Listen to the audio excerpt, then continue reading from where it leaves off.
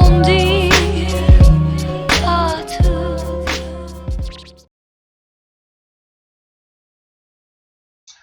What is going on, jerk faces? It's your boy Andy, and you're watching Nocturnal Transmissions, brought to you by the Circle of Jerks podcast. It's a conversation you could be having during the day, but having at night. Yes, we're back. We're back live. I know we're 30 minutes late, or an hour late, depending. But it's all Robert's fault. Just like, you know, everything that goes bad on this show is Robert's fault.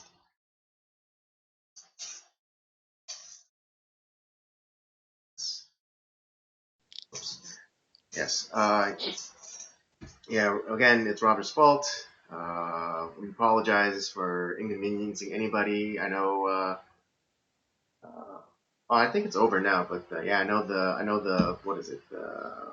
State of the Union was State of the today. Union. Yep. Yeah.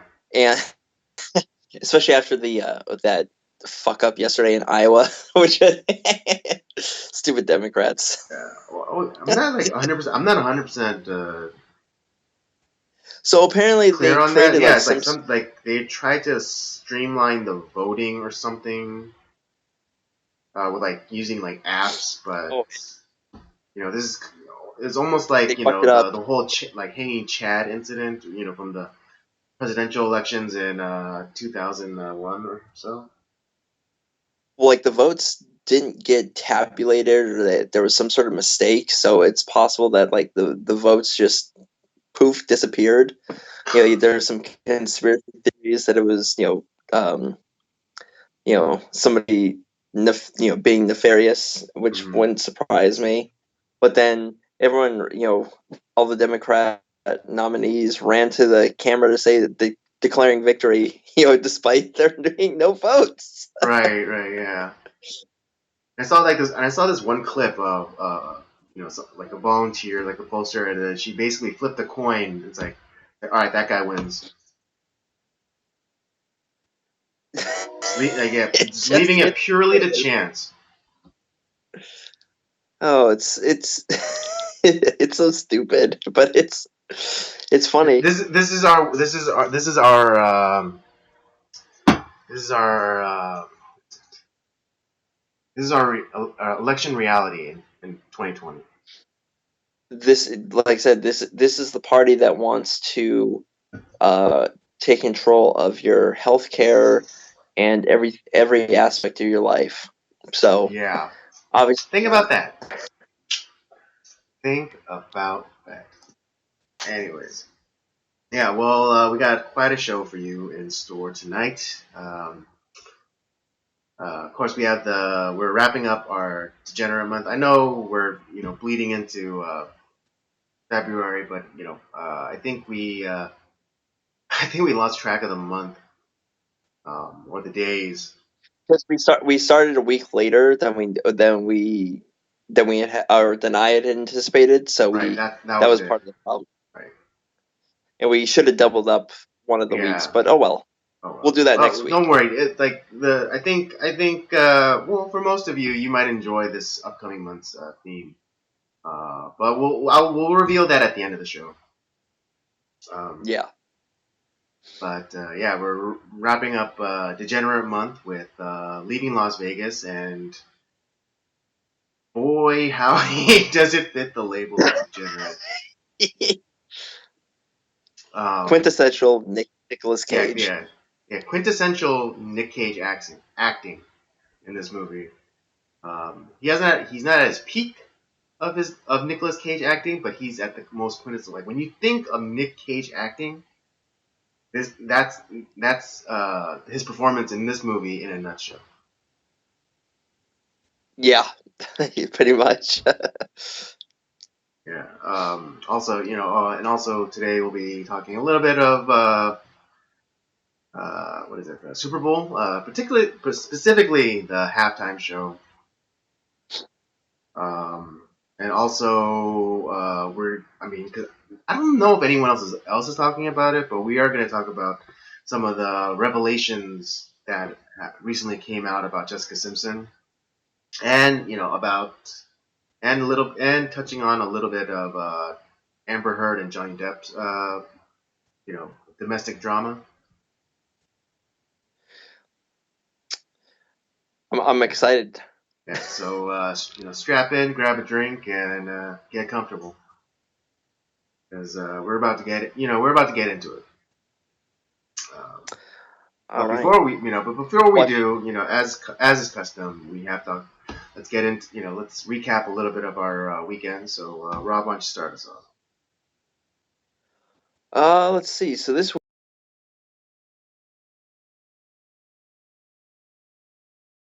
we call it the NASCAR Hall of Fame inductees were put in this past Friday. So yeah, I was watching some of the coverage on that. It's pretty much now that the Super Bowl's over, NASCAR is on its way back. So I'm pretty excited about that.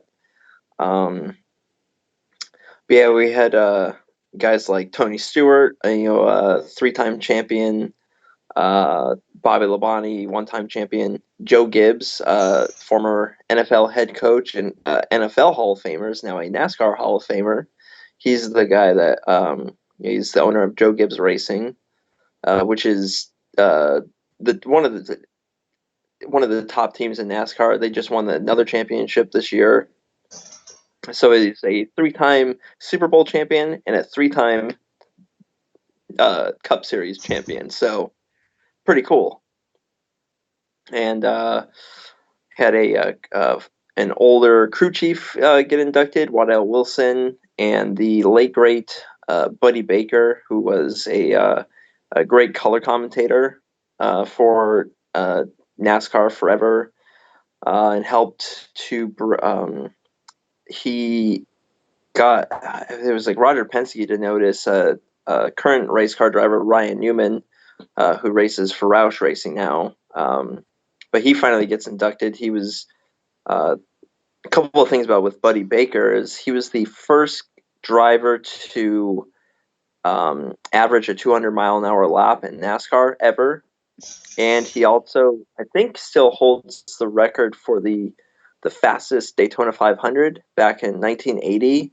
The race average was like 177 point something miles an hour, and I think that record still stands. I'd have to check.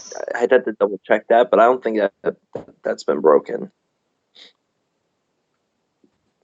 So Nice. pretty significant guy. So I'm excited. I'm sad that he didn't get in while he was still alive and could enjoy it.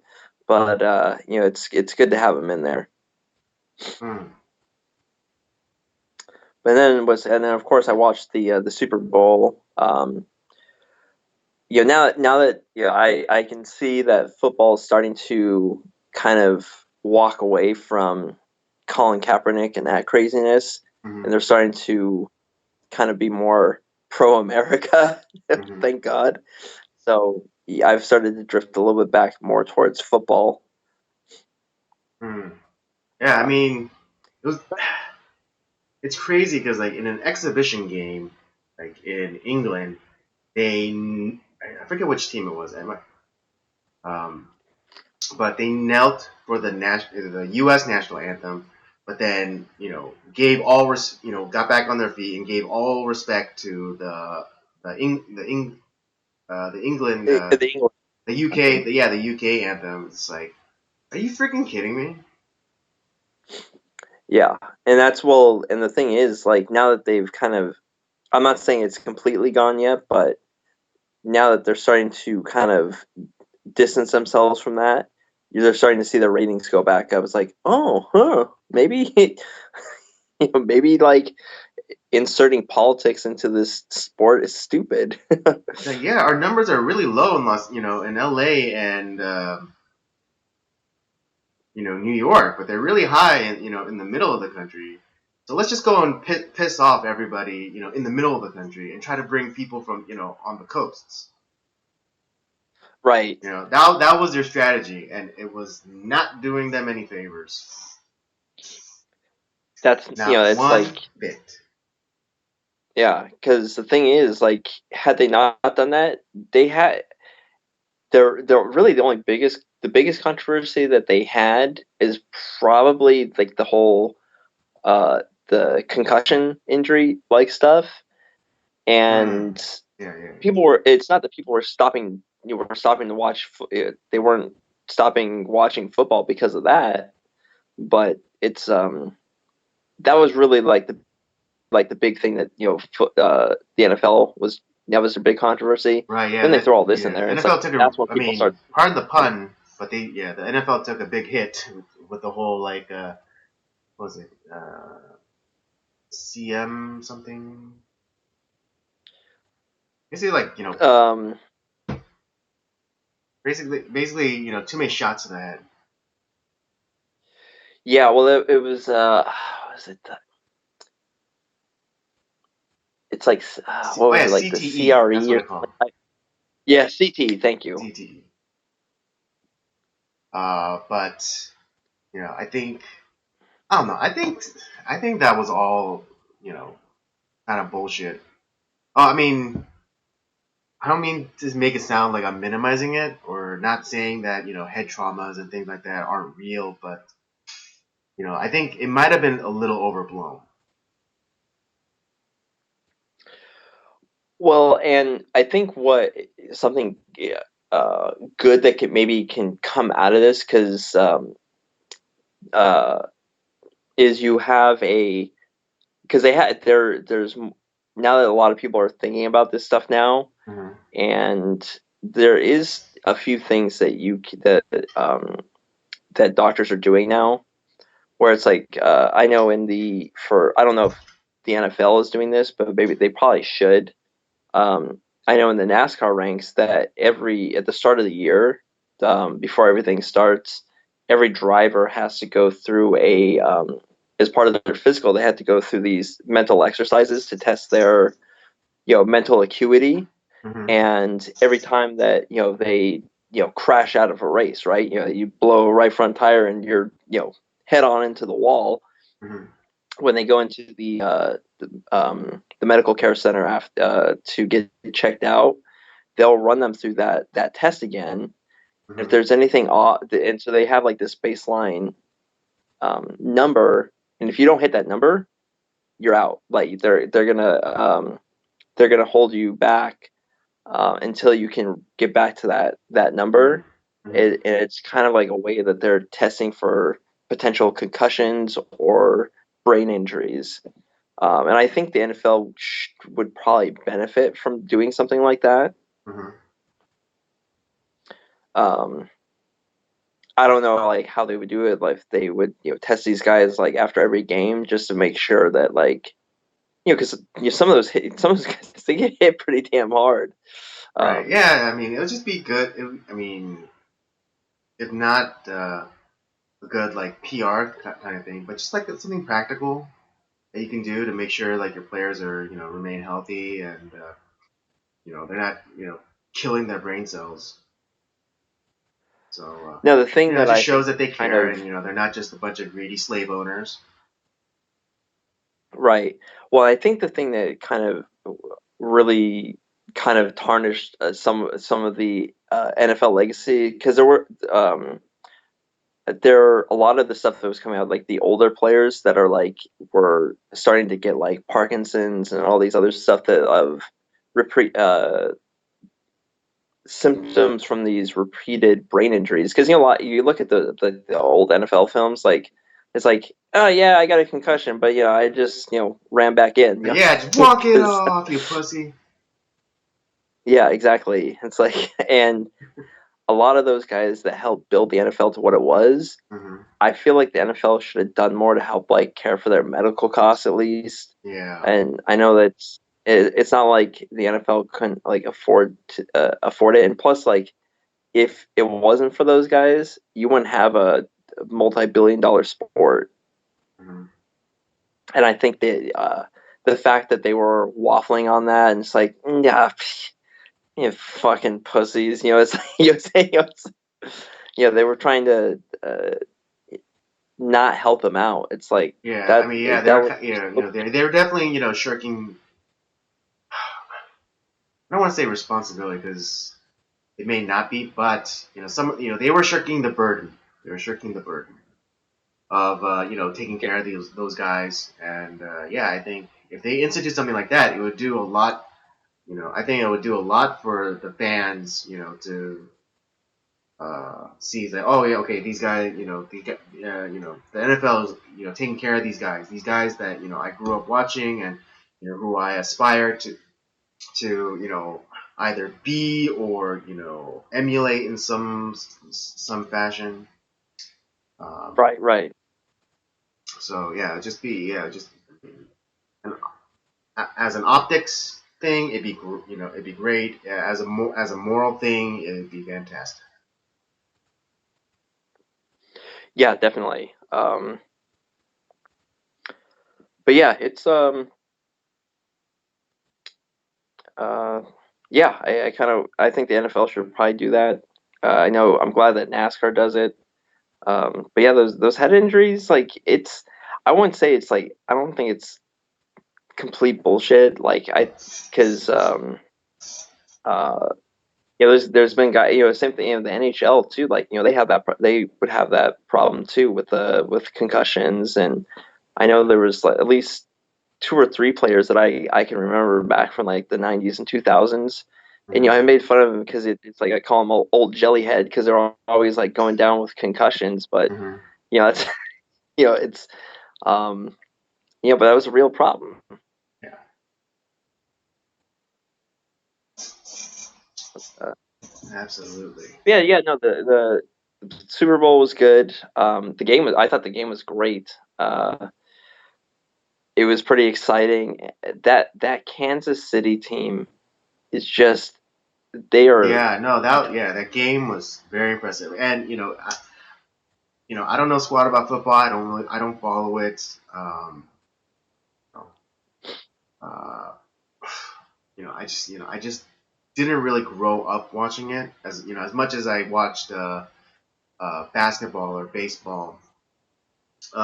But man, that was a really exciting game. Um, especially when I think it was Kansas City was down, right, until the half. Oh yeah, Yeah, that's yeah. right. And They then they willed it. They willed the victory, as it were, because it's like, yeah, they were down by a lot. Um, and they just kept making really good plays, and they're being very good defensively. Um, so yeah, and that's like, people would ask me like, oh, who are you rooting for in the Super Bowl, and I would just tell them I don't care, I just want to see a fun game, and I got to see a fun game this past Sunday.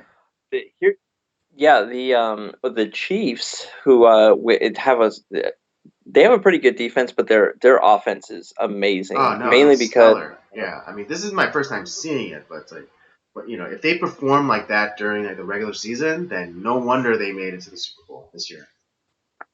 yeah, Patrick Mahomes is an amazing quarterback. He's the son of a former Major League Baseball player, Mm-hmm. um, and every playoff game that they were in this year, they were down by two.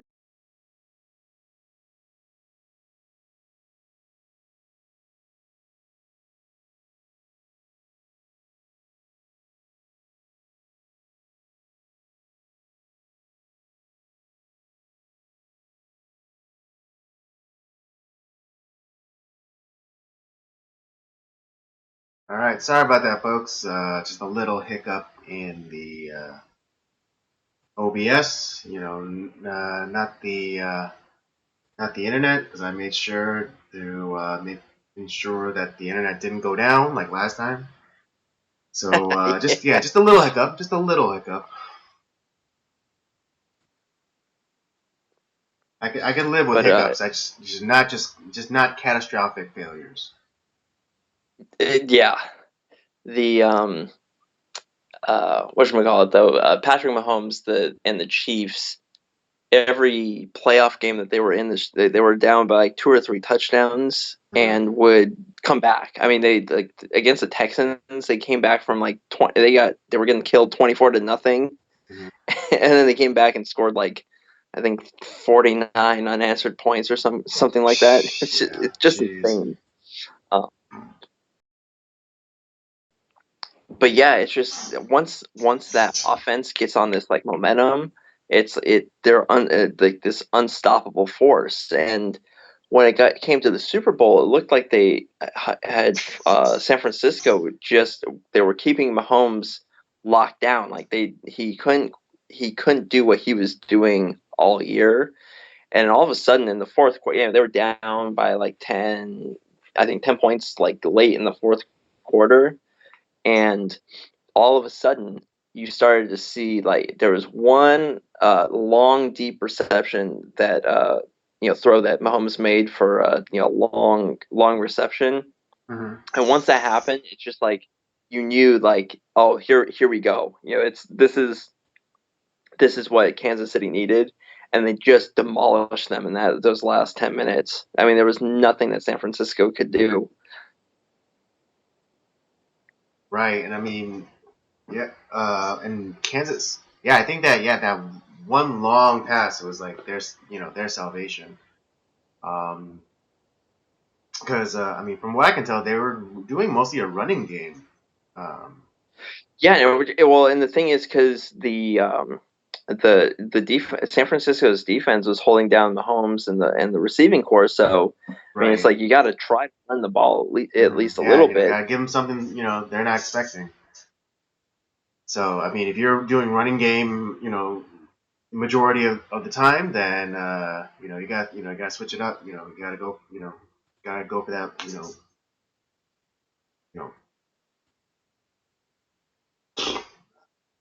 yeah, my mouse just stopped working for a second. Yeah, you just gotta go for that deep pass. Yeah, and it's just that's and once that happened, man, it just amazes me how quickly that team could turn it on. Yeah, oh, man, my God, yeah, because they were down. What was it, like They were 20 down to like they were. like three? It was like 20-10. Yeah. Yeah, yeah, yeah, yeah. Yeah, basically half the points. Yeah, it was like 20. Like at the half, it was like 20 to 10, and then all of a sudden, boom! The Chiefs just lit the match and got things going. Um, but yeah, so it was a great game. I enjoyed it. I watched it with my parents Hmm. just because I had to work early on Monday, Right. and but yeah, no, it was a good game. I enjoyed it. Had some pizza and wings along with the game, Hmm. um, and that was kind of my weekend. Hmm. Nice, solid, solid weekend. As for myself,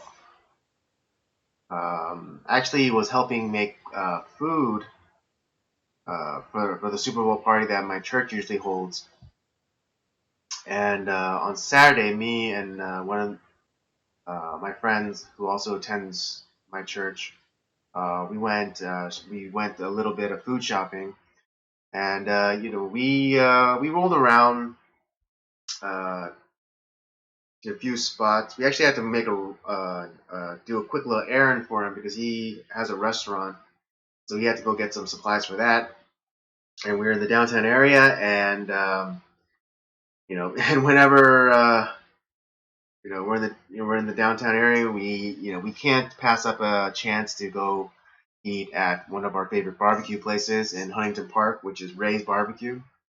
Oh man, it's actually been a while since I've had it. It's so good. I mean, it's been a really long while since I've had it. The last, the first and only time that I had it was when I think I shared with you or on Instagram that picture of that burrito with all the meats and the macaroni. But yeah, I went there and then I got a bowl of like Salvadorian dirty rice, mac and cheese, pulled pork, smoked brisket, and a spare rib. Just like right on top. It's like the cherry on top. And oh man, it was so good. Um, Man, that sounds delicious. it is. I mean, I think I posted to my stories. I mean, I don't know if you saw it, but No, I didn't see it. I'll have to take a look. Yeah. I mean, if you want, I'll send you the video. But it's basically food porn. You know. It, But yeah, it's so good. we're gonna have to go together at some point. Yes. No. We gotta do a jerk strip.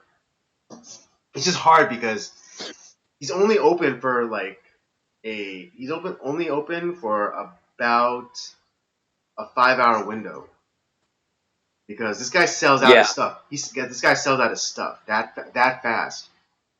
So if you really want to try it, we gotta go. Like but we gotta get there at 9. In line, and particularly I Oh yeah. would recommend the weekend. Yeah. Like I said,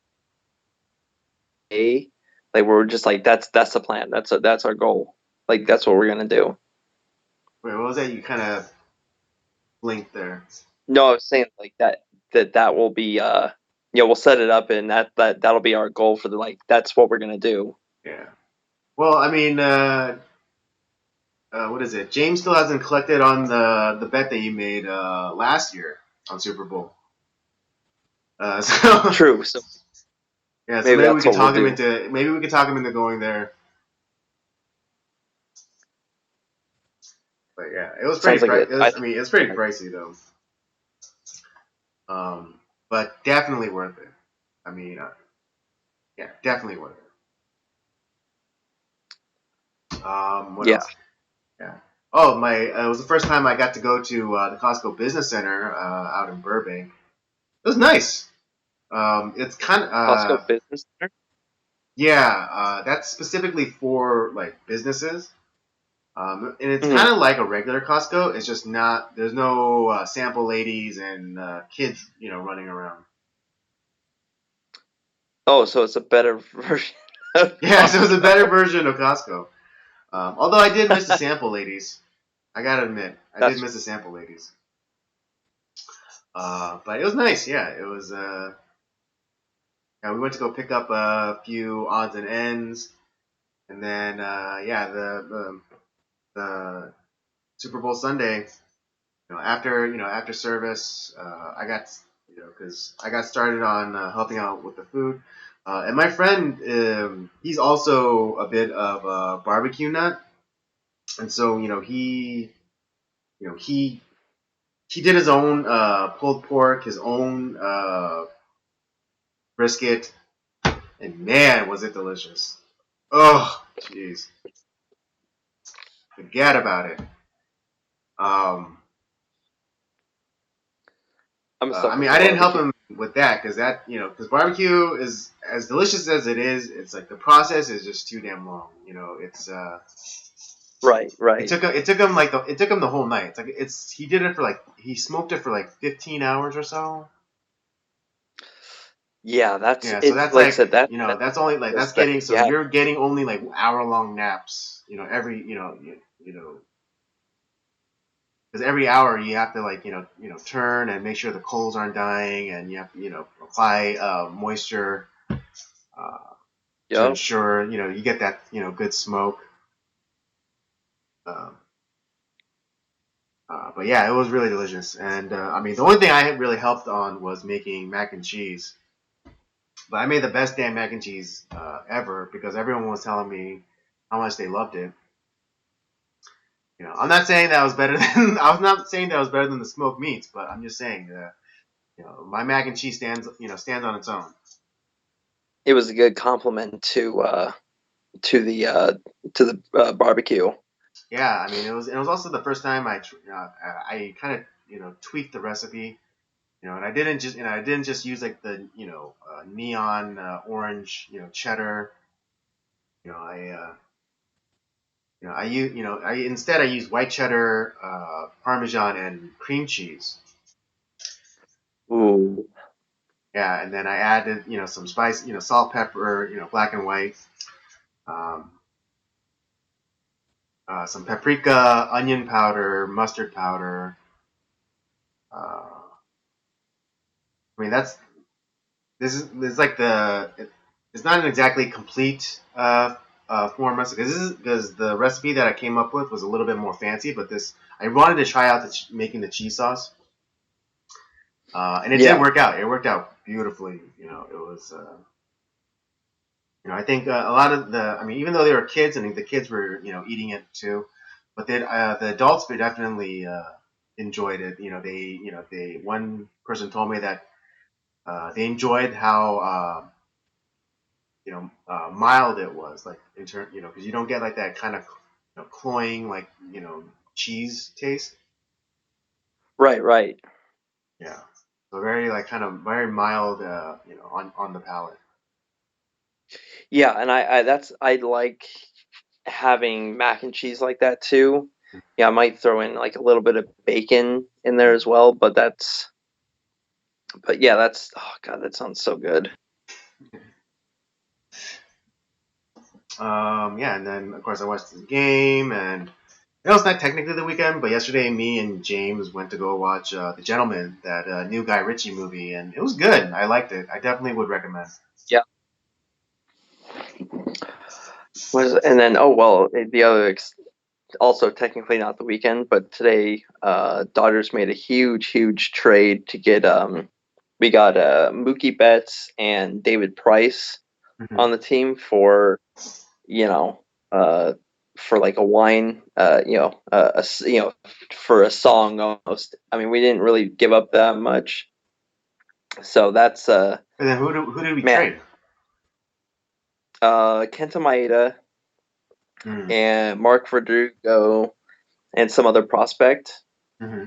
but we kept like our top guys. Right. Um, And I don't think that we're done. I have a feeling that we're going to go after a guy. Either we might get Chris Bryant or Nolan Arenado.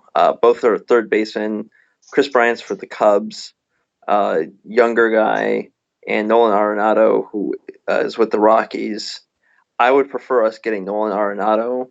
If Mm-hmm. we get him and we don't give up too much for him, Mm-hmm. I think we'll go back. I think we'll make it to the World Series this year.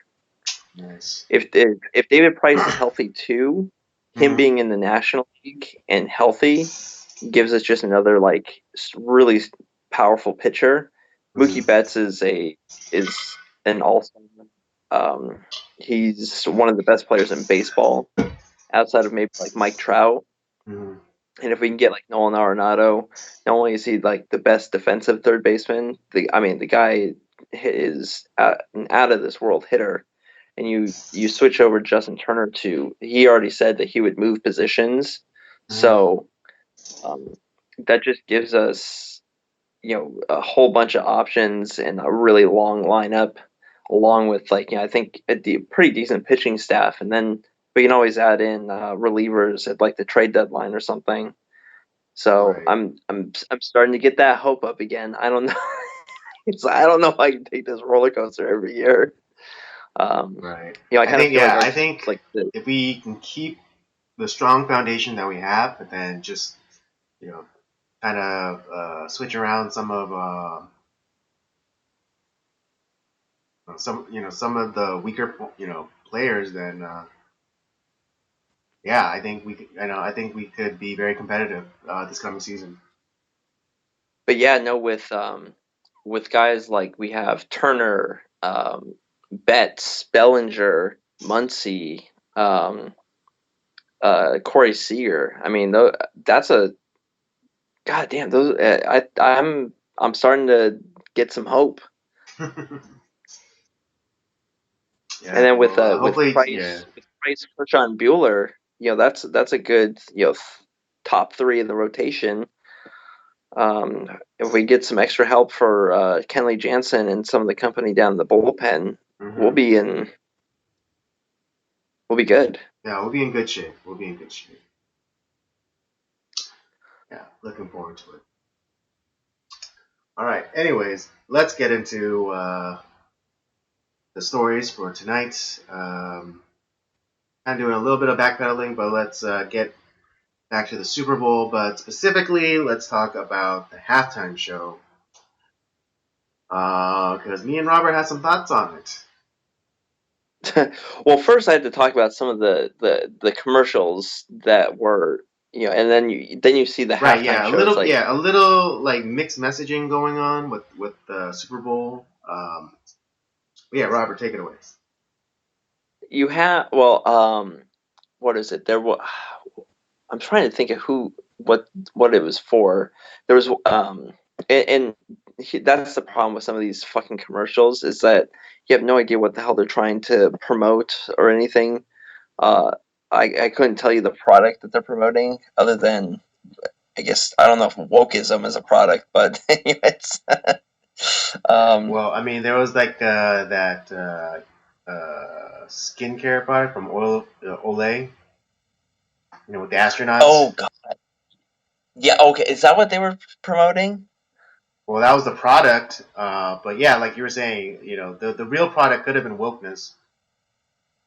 Yeah, well, it's pretty much saying that like, oh, women can do anything. It's no one's saying that no one's saying that there can't be female astronauts. And you know what? There has been female astronauts. It's big fucking deal. Okay, um, or just this. It was this. There was a lot of these girl empowerment um, commercials, and it's like you don't be discouraged. And then what was it? They were talking about um, now this is a commercial, not during the game. Surprisingly during the game, I don't think I ever heard them talk once about this coach. But one of the assistant coaches on the 49ers is a is a woman. It's A like, whammon. ooh, a woman's a coach, which to be honest, I'm not saying that she's not like necessarily like that she's bad at the job because she might know a lot about football, which is okay, Right, great. so she could be qualified, is what we're saying. But I also don't think it's like how uncomfortable is that for you have all these guys in the locker room they but now there's this female coach in there. It Hmm. just doesn't. I don't think it's I think it's stupid. It's the same thing with the female reporters being allowed into like the guys locker rooms. Hmm. I just like come on, really. Yeah. Like I find that I mean, as much it just as they would like, women don't want men in like their spaces. Like, why would we want women in men only spaces? It should. I mean, it should go both ways, but it doesn't. But and I'm just here to point out the kind of or we're here to point out the double standard. Well, one thing that and this isn't just a male female issue either. Like I personally don't think it's right for reporters to be in on like while guys are changing and showering. It's like come on, like can you give them like 30 minutes or so to to get washed up and changed before you start sticking a microphone in their face? Because I personally don't want to see them in just a towel. It's like I don't need to see the players Right? in just Yeah. a Just towel. Like a little inappropriate. yeah, but even then, it's like it's still like it's not a place for women. Sorry, it's not. And and to have like a coach that's a woman, which I'm not like I said, not saying she's not qualified. She probably knows a hell of a lot more about football than I do, and Hmm. about the X's and O's. But it doesn't feel like it's an appropriate place for a woman to be because she has to be in the locker room and someone makes you know at least in her eyes, a sideways comment about women, that player's gone or suspended or it's some other ridiculous thing. Right. Yeah. I But mean, no, that's they pretty had this interesting because commercial. I don't remember where I heard this, but it was like a conversation with between like two women. I think it was on YouTube, but they were talking about how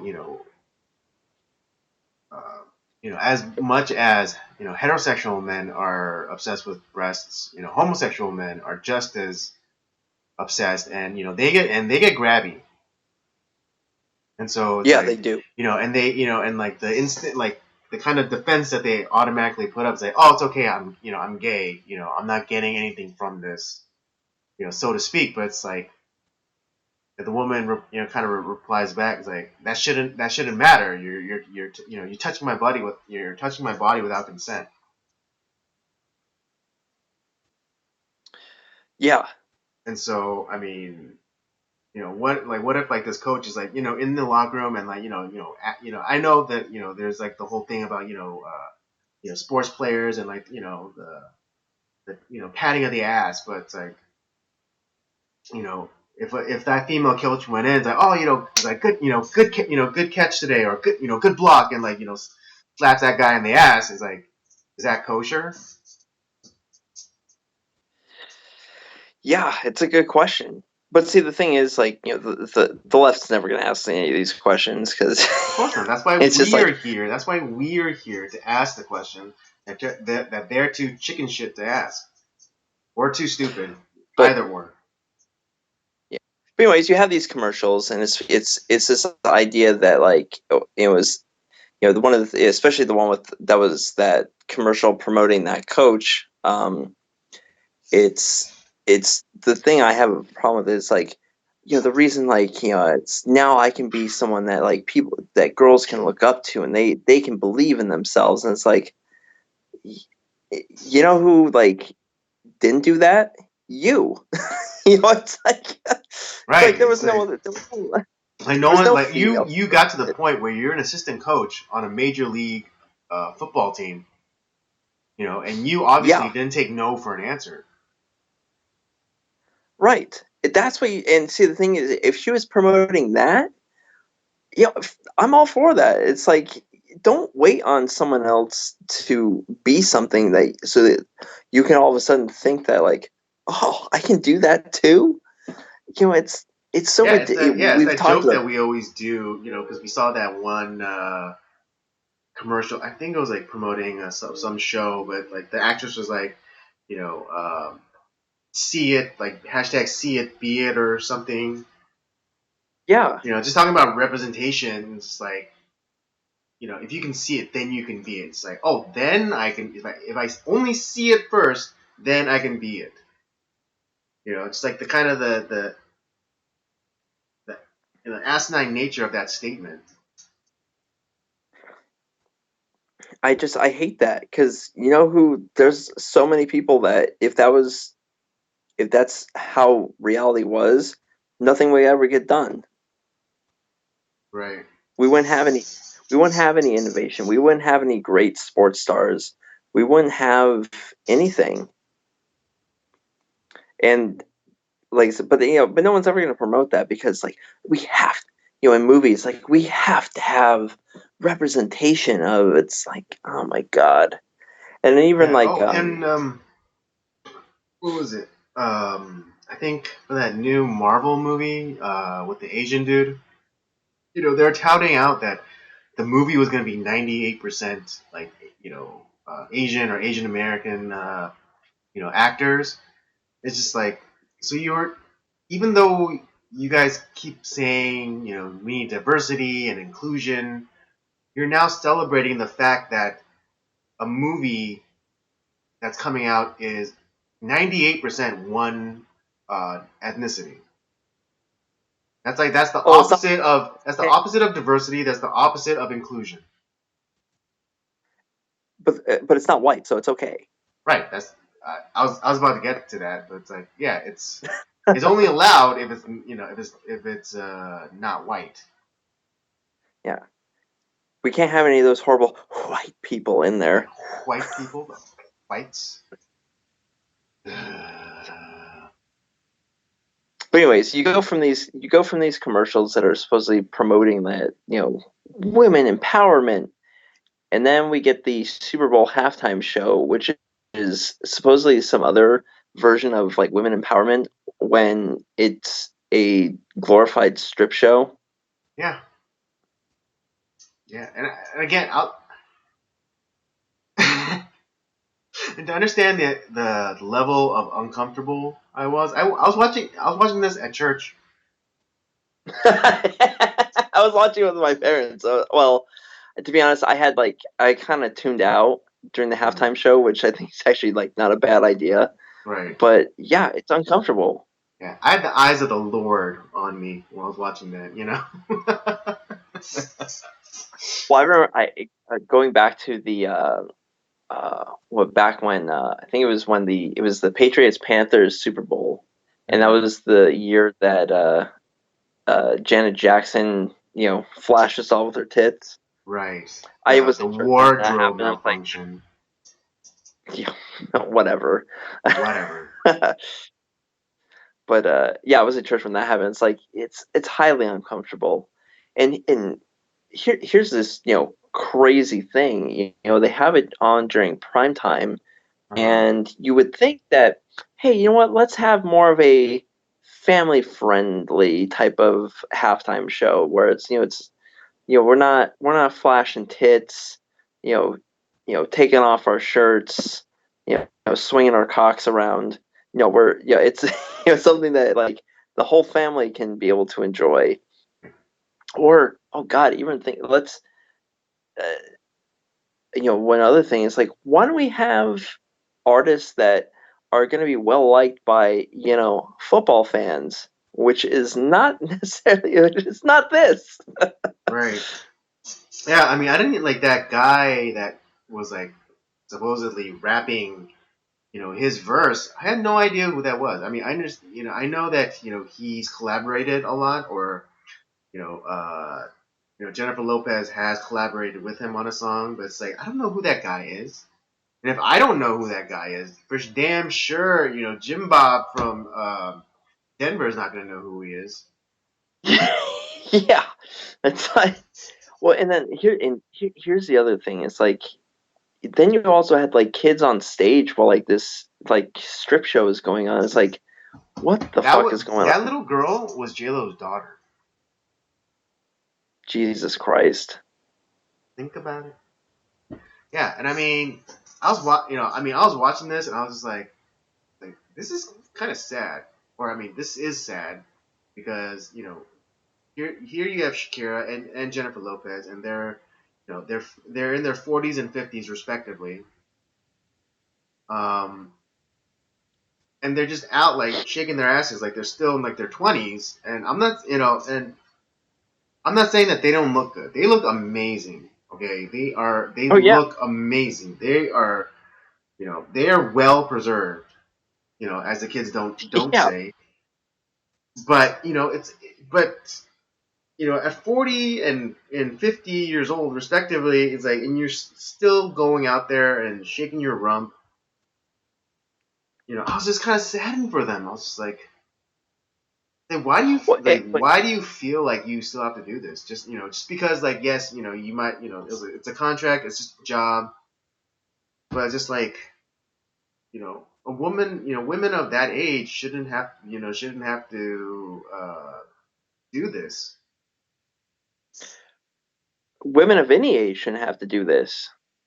Okay, fair enough, fair enough. That's the problem.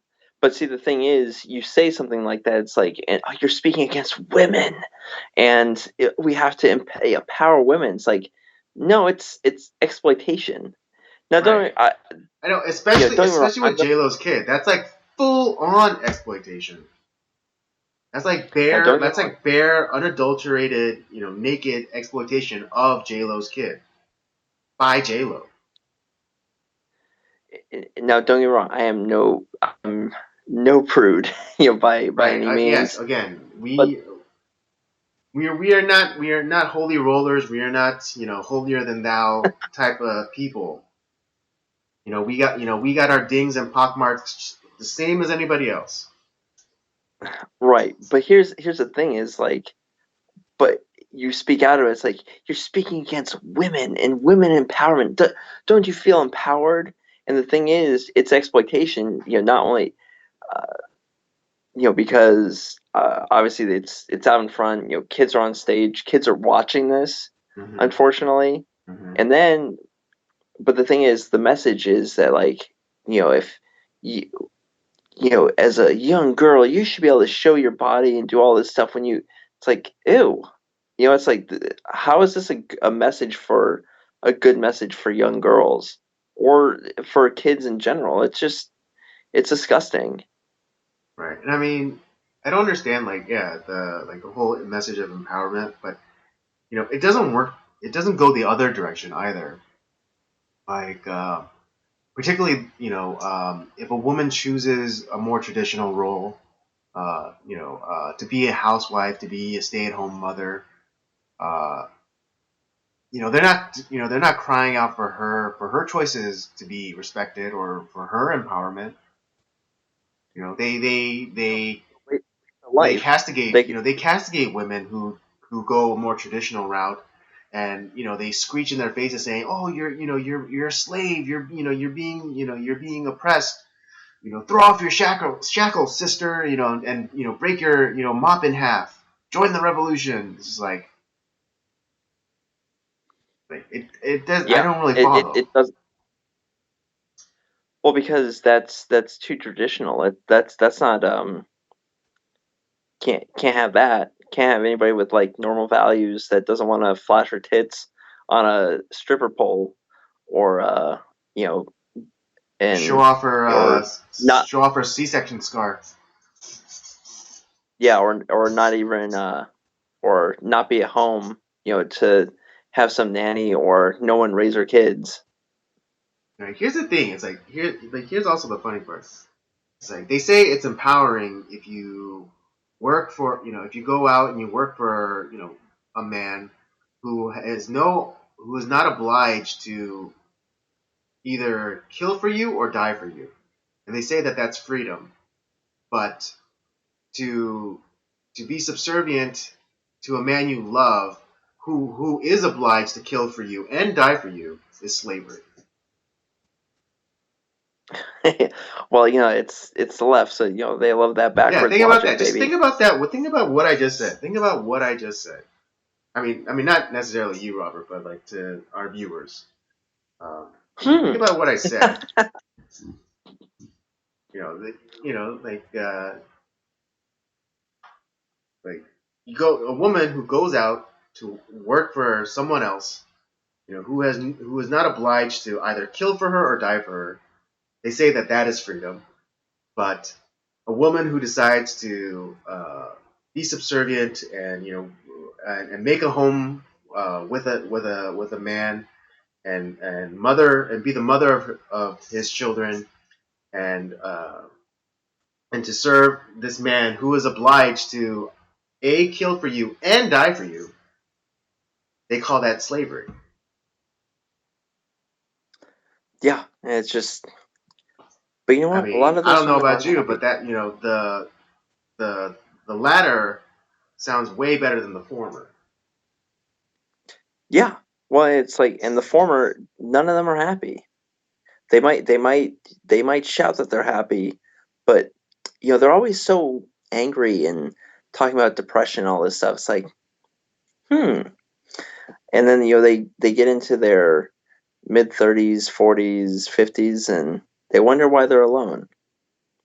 Right. Yeah. I mean, that woman who wrote Sex in the City, like the book before it was turned into the show, she wrote in an article saying how she regretted not having children, that she regretted pursuing her career. Now she's Yeah, 60 and divorced and has no children, has nobody to take care of her when she gets on, in age. Because it's not her other like spinster friends. It's not gonna be like it's not gonna be the other like it's not gonna be the friends that went off, and got married and started families. right. Yeah, you get done being used as a cum rag, and you have no family, nobody around you, and yeah, and unless that's the type of lifestyle that you really want, you're gonna be alone and Yeah, I mean, if feeling. you are truly happy with that trade off, more power Hey, to you you. know what? More power to you. I say, more power to you. All right. But I would say that 99.9% of people, that's not a lifestyle that they want. Of course They not. might, like I said, it's the same with like the shout your abortion people, where it's like, I think doth protest too much. Yeah, I mean, like the Charlize Theron's who's like, oh, I'm just gonna adopt some kids and raise them. It's gonna be great. It's gonna be great. Everything's great. And then she writes, she pens like this really, bitter and angry op-ed talking about like, oh, I can't find no good man, and there ain't no men out there that want to step up and marry to get with a single mother, like, and then it's like, well, no shit, lady. Yeah, because you're a loon bag. Yeah. And then she's like complaining that no one helps her, and like her mom has to be the one to help her. It's just like, well, what were you expecting? Yeah. I mean, I mean, and again, don't get it twisted with us. Um, we want women to be happy, and however they want, literally however they want. If they want more traditional role, if they feel that they're gonna be happy in a more traditional role, all right. If they think that they're gonna be happy, in this, other like alternative progressive type of situation, okay. As long as you're happy, that's all. That's all that we're worried about. That's all we're concerned about is their happiness. But Yeah. don't And like don't force your particular lifestyle on anybody else. yeah. That's the one caveat. That's the one caveat that we're saying. It's like, do not push your way of life on anybody else. You can share, you can extol the virtues of your choice, and encourage, but don't force. Yeah. So you get like the Super Bowl mixed messages going on. Uh, but for me, it was like I was more focused in on the game. So Well, I wasn't really engaged either because I was still kind of busy running around cooking, so didn't have. I mean, I kept an eye on it, but yeah. I mean, well, at least hanging in out the with the halftime show, I was just what? What was that? hanging out with the women. Hey, it's a strategy, okay? It's a strategy. Oh, I know. No, no, no. But what was it? Yeah, like it was just me and my dude friend. Like, yeah, none of the. Well, that's not true. They helped out. Me and him did most of like the heavy lifting, as it were, in terms of cooking. Nice. Yeah, it was. Yeah, I don't understand um, why we need, because I wasn't even like last year's halftime show with Adam Levine taking his shirt off, and it's like, I don't need to see this either. It's like, Oh yeah, yeah. And he had like that old, like midlife crisis, or like the midlife crisis, like tattoo sleeves, and I mean his whole he body wasn't was, like he wasn't fit, but he wasn't flabby either. Kind of like that middle ground, not quite a dad bod. yeah. It's just keep your shirt on, like, Yeah, it's like, I don't need to see that. My nieces don't need to see that. yeah. I wish we could. That's why I was telling you last week. It's like the old like halftime shows, like, hey, what, with like the college marching band and stuff. Like, can we just go back to that? I think that would be great. Right? Yeah, especially like when they do like those really tight formations. Like that one college marching band that did like the Michael Jackson moonwalk thing. That was pretty dope. Yeah, that would see that I would. I think that'd be great. But we'll probably never. I'm too old fashioned. Yeah, I'm too much of a white misogynist for people to handle. Apparently. I know your white privilege, your white male rage. Ugh. Yeah, I don't know. I don't know how Saturday Night Live is still a thing, but it's like not funny. Like I just even some of the clips that I occasionally catch on YouTube. Like I'm not laughing. Well, and here's the thing is, and Rob Schneider made a really good point. Um, and he was saying that like what back when he was on SNL, like yeah. yeah, Back in the day. they were definitely left leaning, but they didn't telegraph what they were doing, so you kind of didn't know where the joke was going, and that kind of made it funny. But now it's like exactly they're not hiding the ball anymore. It's like they know exactly what they're gonna be saying. It's like yeah, they okay, it's not funny. Yeah, because it was like I think it was a segment from Weekend Up, and like this one chick, something Spanish, like her last name is very Spanish sounding. Um, but she was like she was yeah, she was recapping all of like the Oscar nominated movies. Like I think, and she basically called them all out for like being movies about white male rage, like the Joker, or I don't like I think the Joker was the most prominent one. Um, but yeah, she basically boiled it down to like, oh, like all these movies are about white male rage. But it's just like that's not funny. It's just like it's not a joke. It's not a punchline. It's a slogan. Yeah, and it's also not true either. Right. That's Yeah. Because I mean, what is it? Because you can't claim that the Joker was about white supremacy or whatever, because even the movie the character in the movie expressly said, when they were asking him about his clown makeup, like, oh, this isn't a political statement. He was apolitical. right. But Yeah, it sucks. yeah, it's yeah. The long and short of it is SNL sucks now. It does. Uh, uh, Why don't we uh, move into the uh talking a little bit about the Amber Heard, Johnny Depp, and Jessica Simpson stuff, because I find this really fascinating.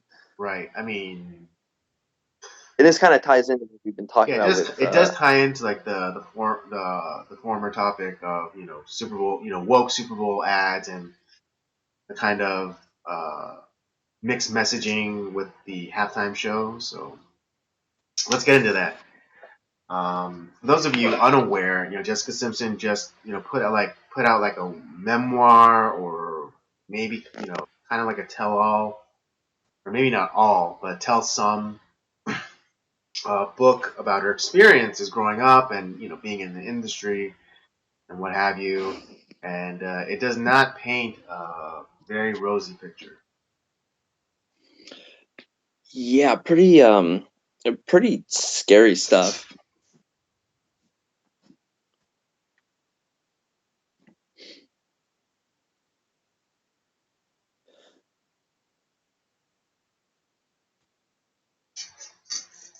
Right. Everything all right?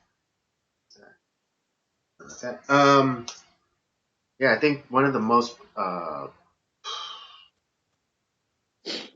scandalous parts of the book. If you guys haven't, I'll link it in the description afterwards. But Stefan Molyneux does kind of like a breakdown of the book, and I think the most scandalous part of it was that when Jessica Simpson finally reveals to her parents that she's being uh, sexually molested, sexually abused, by a family friend. I think it was described as, but probably someone within like the industry. Um, Yeah, like her mother's first response was like, "I knew it. That I knew something was going on." But then, and like her father had like no reaction. They were well, Jessica Simpson's account is that they were in the car and he was driving, and he just was eyes forward, hand on the wheel, no reaction. And the mother was just like, "I knew it. I told you something was going on." Um, and I think it was really interesting because Stefan Molyneux had a very interesting perspective, on the mother's reaction. In that, her first words were like a bit of a kind of bad winner sort of take on it, where it's like I knew something was happening, like she knew something was going wrong, something was off, and yet she didn't act as a mother. She didn't do anything about it. She just Exactly. it's now She just was like, it's like he's like Neener. I knew something was, something was wrong, but it wasn't like, it wasn't, her, like, it wasn't like shock. It was like I knew this was happening. I had this maternal instinct that something was wrong happening to my child, but I didn't speak up. I didn't take action to prevent it. And it's like why it's okay. You knew something was going on, but instead of going up to your daughter and saying like, "Hey, is something happening? Like, do you want to tell me something?" And then when she does reveal it to you, and then you actually like do something about it, get that person fired, thrown in jail, whatever. You didn't do that. It's like it's like what type of parent are you? And then exactly, even on top of that with her dad, just no response, no nothing, yeah, no just eyes outrage. like forward, no response. Nothing to say. Um, and that's and it's kind of breaks your heart. And it makes me wonder too, like, did that happen to her sister too? I mean, no doubt. It's Um, and I mean we all made fun of Ashley Simpson for her gaff on SNL yeah, with for the her acid reflux, and for her, and her non-nose job. well, I was saying like the whole thing with the her not singing her own songs. It was Yeah. just she No, was that's what I was alluding to with the acid reflux, because that's what her, that's oh yeah, that's right. That when her was dad went out and did a damage control for her. Oh, it was like she's been dealing with acid reflux. So the doctor told her she probably shouldn't sing. So that's why we had to do we have to do lip syncing. But yeah. um, But hearing this, it just God, I feel bad for both of them because I have a feeling it happened to Ashley too, which is kind of a and yeah. I mean, it's if it was happening to Jessica, it was more than likely happening to Ashley as well. and it's just Yeah. the sad And fact that I mean we're I think we're a little bit more aware of what's going on in the Hollywood circle, mhm. as it will, with this stuff. Um, but it's just like I don't know. It's still it's not like I'm over it. But it just it bugs me. It's because it's not just the weird creeps that are within within the industry, and there's a Mhm. lot of them. Uh, but the fact that like you have like this reaction from like the person's parents, and it's like is the money that your kids are making that good that you're just like you don't give a shit? Maybe that's what it is. I know like a lot Or of the or they're just trying to ensure, not what is it, ruin any the business connections that they made. That also could be. I mean, it could. what like I said it. I mean, it is money, but it isn't just the money that's made off the backs of their children, but it's also the potential monies that they can make. Just having relationships with different people. Because of the access that the daughters afford them. That I mean that and you had and it's the same thing with the whole with those kids that were getting molested and raped by Michael Jackson. It's like Mm-hmm. they were all the parents were getting paid off through various means, Mm-hmm. and it's just like fuck. This is just it's just disgusting, and the fact that your child is suffering has had this horrible trauma put upon them. You don't give a shit.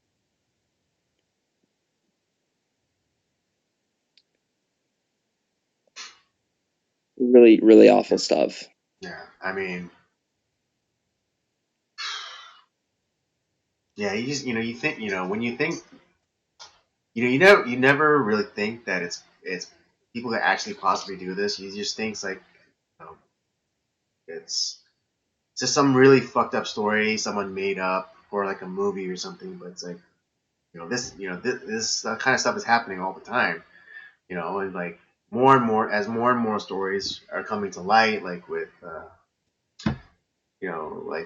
Corey Feldman and now like the two accusers for in that Leaving Neverland documentary. Yeah. And even Elijah Wood, like he said like his mother did. I don't know. I think Elijah Wood has like his own like little thing, little quirks, but like I remember hearing it in like in an interview or something. He was saying like, oh yeah, my mom was like really on top of my career. She never let me travel alone. Um, she never because like well I think a lot of times to get for, like a lot of the like the agents or whatever to get these kids alone. It's like, oh, we have to go do like this press junket or this press tour, and it's like and it's out of like it's if not out of state, then it's like kind of out of town. And so it's like and like the Right. parents can't are still working, and so they can't afford to take time off of work to go keep an eye on their kids, so they they entrust they entrust guardian, not like legally, but just kind of like, okay, they trust the agent or whoever to be responsible for them. And then they But go those are to guys that are predators, what was that? and those are the people that end up being the predators, or Yes, exactly. Or those at are the least the guys facil or place the them with facilitators at least. Yeah, they or at least they're yeah, the they're like facilitators. rogues. Like they kind of acquire the children and and facilitate the meetings as it were. Yeah, if they're not Mm-hmm. Dracula themselves, they're Renfield. It's really disgusting. Mm-hmm. Well, and that that it's the crazy thing is that back 10 10, 15 years ago, you'd hear stuff like this, like it can't be like that much, and my concern is like, is this just another one of those Salem witch trial things that like people are just getting accused of this stuff, and then it's just like, oh, it's just a way to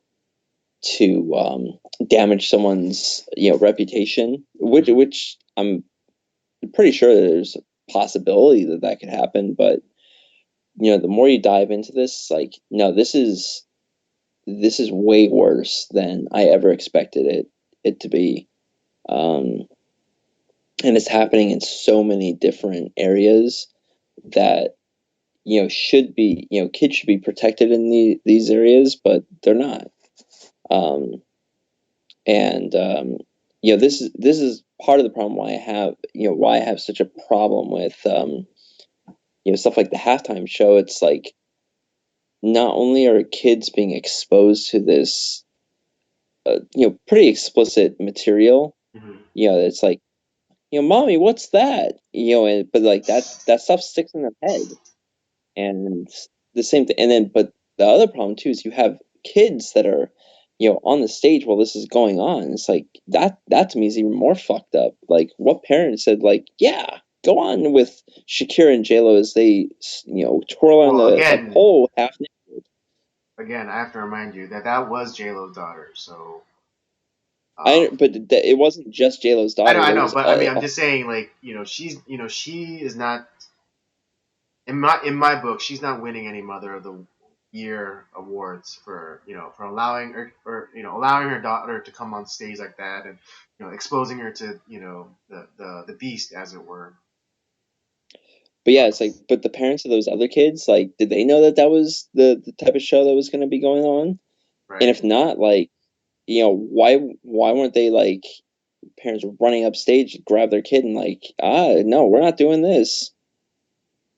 And yeah, like if you guys are saying like, oh, we guys talk, if you guys come to this and be like and are screaming at the screens like, oh, it's just artistic expression and blah, say whatever your problem is, you're just kind of projecting onto it. It's like okay, it's like, but then why the rope? if you're saying that that performance was not sexualized at all, why the rope? Yeah, Why the sheer costumes? That yeah, they're sheer, but and they just barely show the skin, but they're still showing skin. And you're saying that that's not yeah. sexualized? Come on, buddy, come on, buddy, come on, buddy. Yeah, it and then yeah, just hearing this story and it's like, man, it's so awful. I have this a strong suspicion that I mean, majority of these kids that were coming up through through Disney, Mm-hmm. your Britney Spears and all these Mm-hmm. the same thing was happening to them too, probably. Oh no, yeah. I mean, yeah. Leo DiCaprio, he was touched. Oh yeah, Leo DiCaprio was touched. Allegedly, presumably, likely. I'm just covering my butt. yeah. But the crazy we you mentioned Corey Feldman too. Is like everyone laughed at that guy. It's like you're a fucking idiot, and everyone's it's like you did all this stuff. Why the fuck should we listen to you? And they're laughing at him. Even you had like on when he was on what was it? Good. I think it was Good Morning America, or maybe it was The View. I don't remember. But No, like oh Barbara yeah, Walters and is like, Barbara Walters castigates him for oh, how dare you? You're endangering or you're risking the jobs of innocent cameramen or blah blah blah blah. It's like that that need that money to feed their families. Like little kids are being raped, Barbara. but like now, but recently, like I've been listening to some interviews with him, and the thing is, he's not lying, man. Like I think he's telling the truth.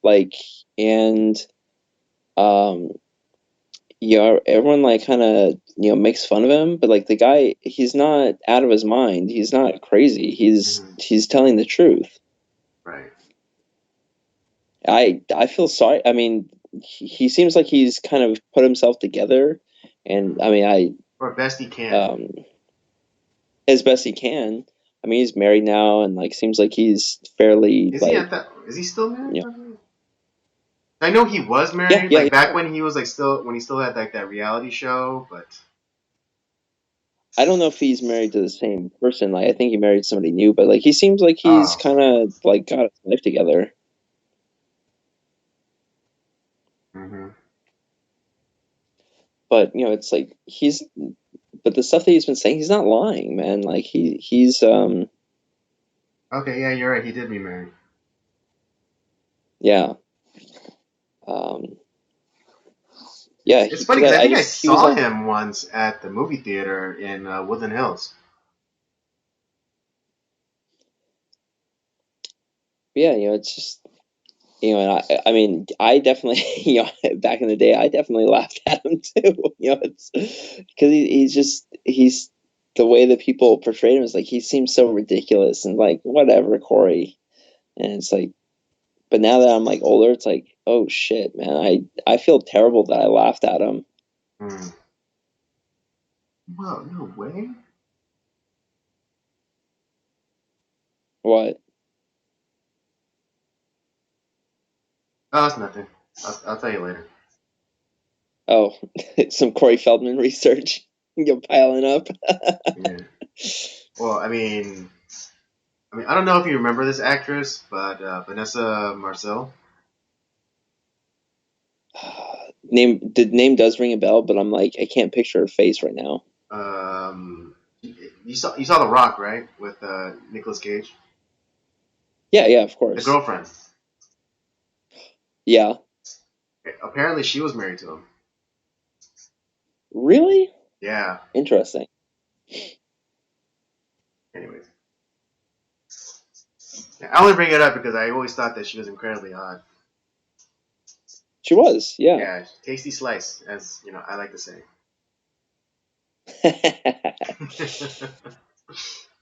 But anyways, But back on anyways, track. Back on track.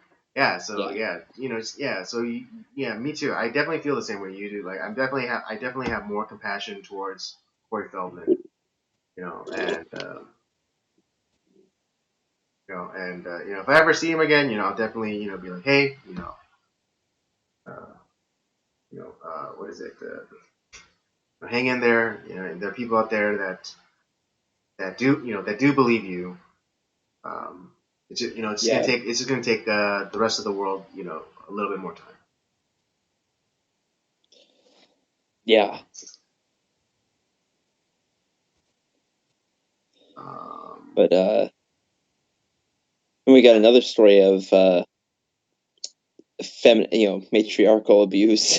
yes.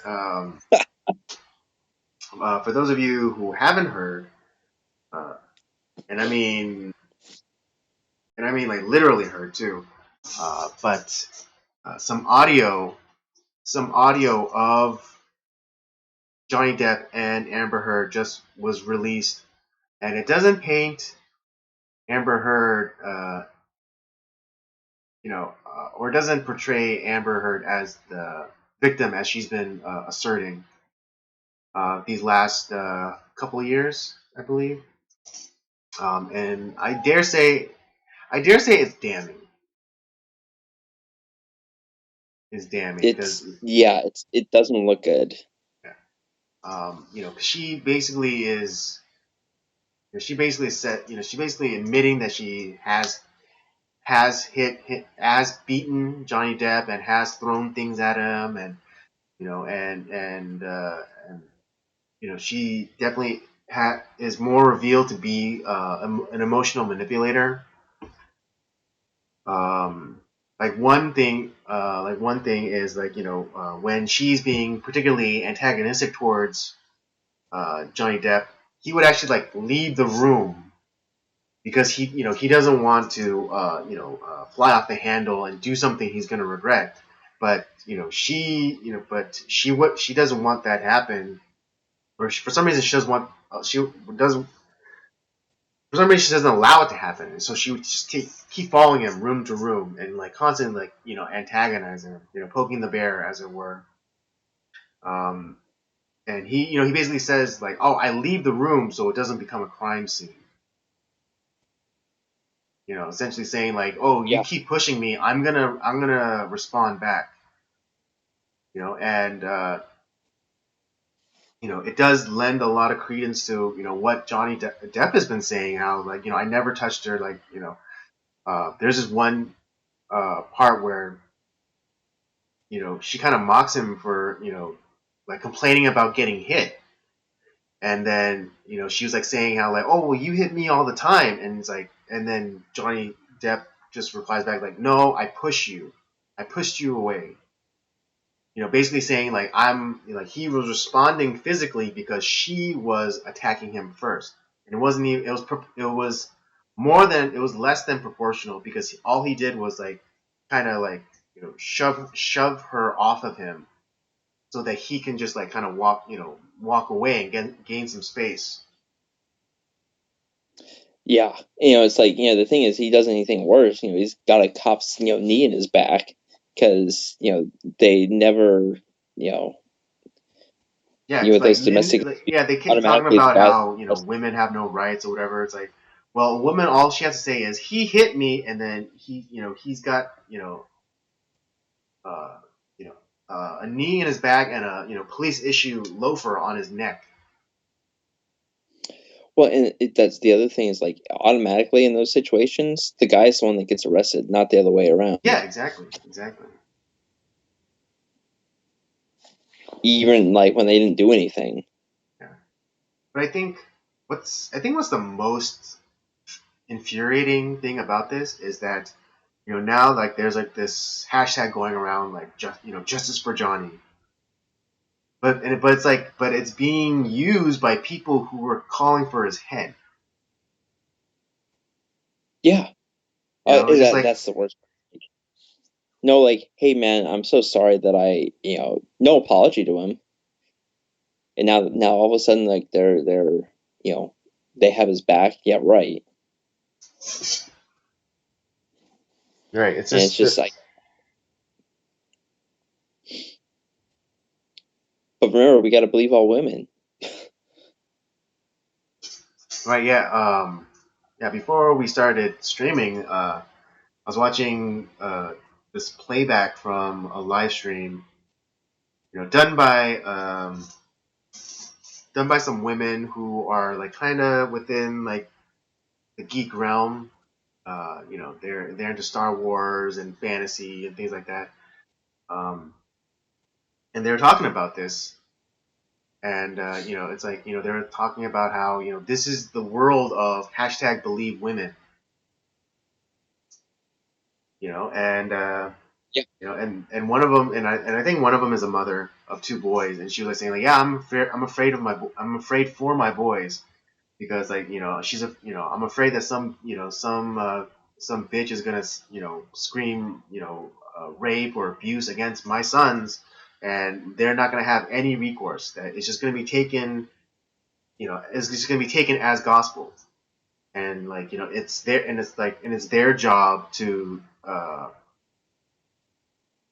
it's their job to prove their innocence, rather than the other person's job to prove their guilt. Yeah.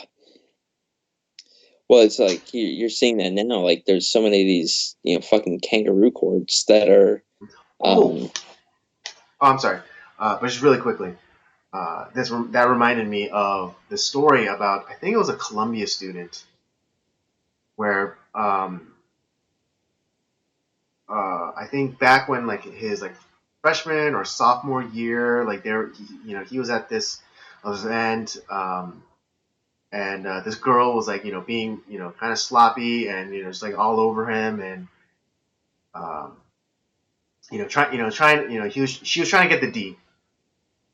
But she was being like so like emotional and like just not not that sexy drunk, that just that sloppy kind of drunk. yeah, And so he had the wherewithal of recording the incident, and she's like saying like, "Oh man, it's like I want to suck your dick and da da da da," but he's like, he's and you know and he was trying to exit the room, but then she's like manipulating, emotionally manipulating him and started crying. It's like, "Oh, how could you leave me in this state?" And but he ultimately didn't do the deed, or did he? Anyways, fast forward to him graduating. This girl comes out and says that he sexually assaulted her or whatever, and the college rescinds his degree. Like it's his, like no longer valid, even though he has evidence exonerating him that he didn't assault her, he didn't he didn't touch her, or if they did hook up, it was consensual. Like he has evidence of it, he has the receipts, as the kids like to say. But the university still went ahead and rescinded the degree. wow. Jesus Christ. Yeah, that's exactly what I'm talking about. Right? And the So thing is, well, it's the crazy thing is, why you start to see that most of this stuff that I'm not saying it's 0%, but I'm just saying that there's a lot of these cases that are complete bullshit, especially these really famous cases like Mattress Girl and Duke Lacrosse and mhm. all these like famous cases that turn out to be complete horseshit. Or Virginia Tech. But yeah, Virginia Tech, another one, and you have these guys. Okay, well, they have these kangaroo courts at the school. Well, then they go and like they sue these schools and they win because they're right. They were not given any due process.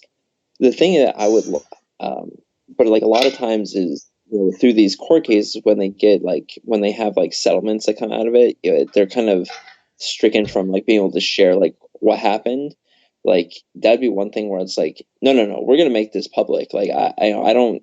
I don't even care if I get like any money out of this. I want to make sure that you guys hurt off of this. Right, like yeah, It's like, it's not about the money, it's about making a statement and making it stick. yeah, yeah, like I personally like I don't care if the money goes to me, but I want to bankrupt these institutions for doing this Mm-hmm. stuff. It's like they have to learn. Mm-hmm. Yeah, I mean, kind of And like similarly with like the whole Nick Sandman thing about like how he was. I mean, even though there are like all these other boys, like he was like the face of this non thing with like him and like CNN saying how like yeah, oh, that I hope he he and his bankrupts all those. friends like I harassing want. was that? I hope he wins all those Oh cases no, he and did. They pers- settled out. They settled out, and I hope it's a huge fucking check. I hope. Yeah, well, and thing it, but they're not done because there's a whole like says because he started now he won one of these cases. Now it's like it's going down the line, and I Right? hope that Yeah. he wins those cases Yeah, I hope he takes a fucking ton of flesh from these motherfuckers. as he should because the thing is Yeah, like I know they he didn't. basically ruined his life. He like after like he became like the face of white supremacy, there was no way any school in the country would touch him. No, It'd be a miracle of if like course the local community college would take him. I know that's the crazy thing, Yeah, and that's how fucking widespread. Like especially like with the outfits like with CNN, like even though like most of their stuff is played in like airports and gyms, people are still gonna see it, and then they're gonna think, oh, it's on CNN, so I'm just gonna trust it. I mean, God, good luck finding a job either. Because as soon as they like, look up his name, it's like, oh, I don't know if I want to be associated with this guy. Right? Exactly. He might not get a job till he's 30 because of that. If If right, but I mean, uh, if the checks are as fat as I hope they are, he won't have a problem. But the thing is, like, the damage is already done with him, which is, because the media moves on, from their outrage and they move on to something Right, right, else right, right. Yeah. destroying. Um, but the thing is, I hope that through doing this, any like not only the CNN as an organization, but all the blue check Twitter people that were calling for his name, all the CNN and news reporters that were doing this. I hope that they all pay, and that eventually that the next time that this happens, it doesn't happen. Man, you know what?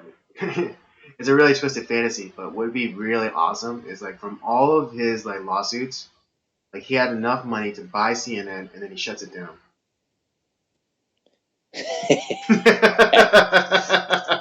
That would be fantastic. Right? Like not just like rebrand Oh, it, just shut it down. it's over. Bye. Yeah. You're all fired. Yeah. I mean, I'm not saying that the payouts are gonna get like accumulate to like even close to what was someone would like give up CNN for, but just in a really wonderful kind of fantasy like wish fulfillment sort of thing. It's like yeah, he gets enough money where he can buy CNN and then just shuts it down.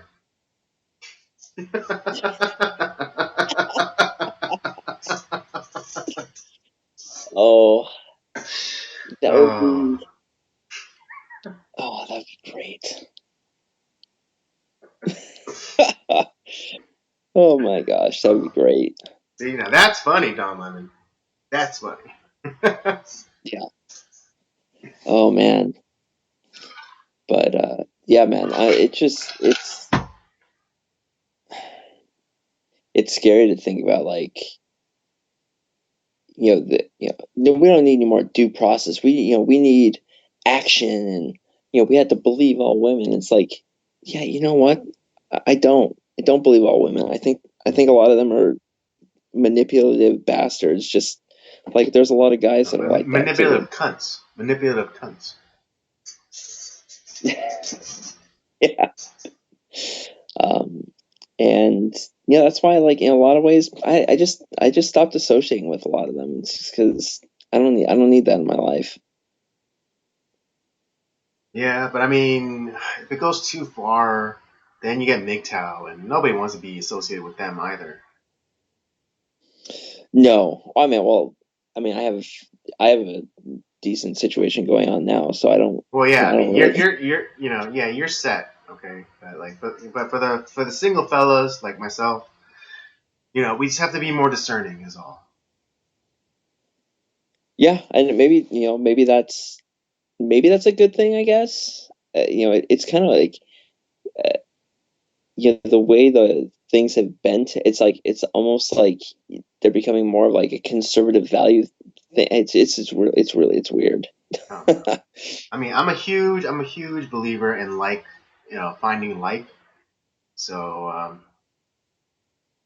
but even if that's not the case, more often than not, a liberal woman will come conservative because of a conservative man than a conservative man becoming a liberal because of a liberal woman. I mean, I'm not saying that it never Yeah, happens, but the cases are rare that the latter happens more than the former. right.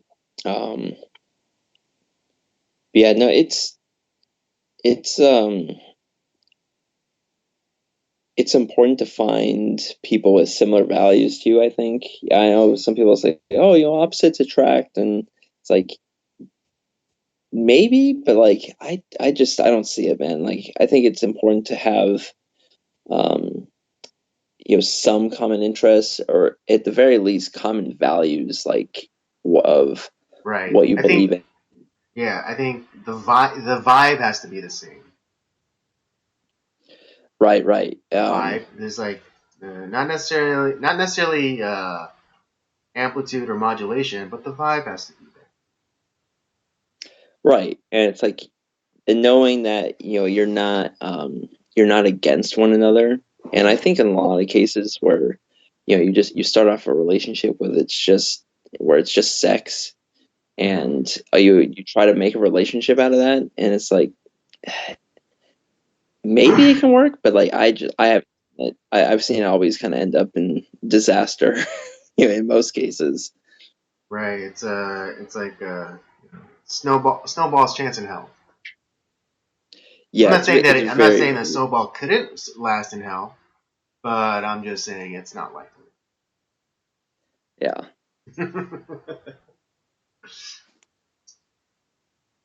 But I hopefully Depp kind of gets out of that situation, and people start to realize like, oh, he wasn't Right. Well, I lying, mean, and yeah, they already went through the divorce. It's just I don't know, this she started flinging accusations. I think just out of spite, well, yeah, of course, or maybe because just to hurt him a little bit more because he lost the Pirates franchise.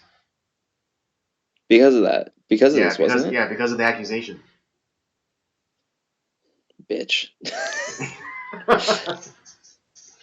It's like Although one of those things where it's like, I never heard someone say, what movie I would like to see, another Pirates movie. yeah, okay, it's not like I was like, yo, oh yeah, we need another Pirates of the Caribbean film, but you know what?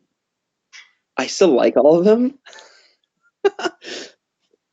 I like them all. I like the first three. First three they were fine. The fourth one Even was all see, right. Well, the fourth one was even that. palatable. Fifth one was just get it away, kill it with fire. You know what? I still, for some crazy reason, like I know it's shitty, but I still like it for some reason. I mean, I'm not saying that they're not entertaining, but I'm just saying the first three were the best. Fourth one was palatable, and the fifth one is just get it away, kill it with fire. Agree to disagree, I guess. Okay, and that's fair. See, and that's fair. And see, look at us being all civil about it. Fucking Andy. No, fuck you, you idiot. You don't know shit. I think you should die in a tire fire.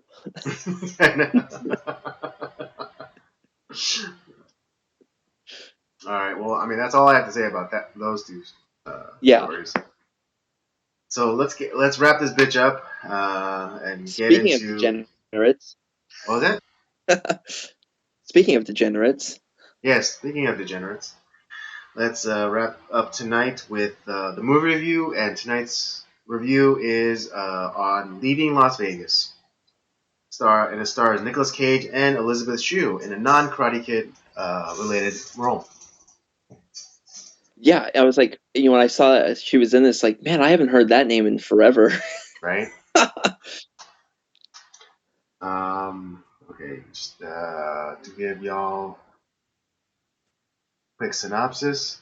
Adapted from the novel by John O'Brien, this acclaimed drama follows alcoholic screenwriter Ben Sanderson as he drinks himself into oblivion in Las Vegas. When Ben meets the beautiful prostitute Sarah with an E, they strike up an unconventional relationship, one where she can, one where she can't ask him to curb his drinking, and he can't fault her for her job.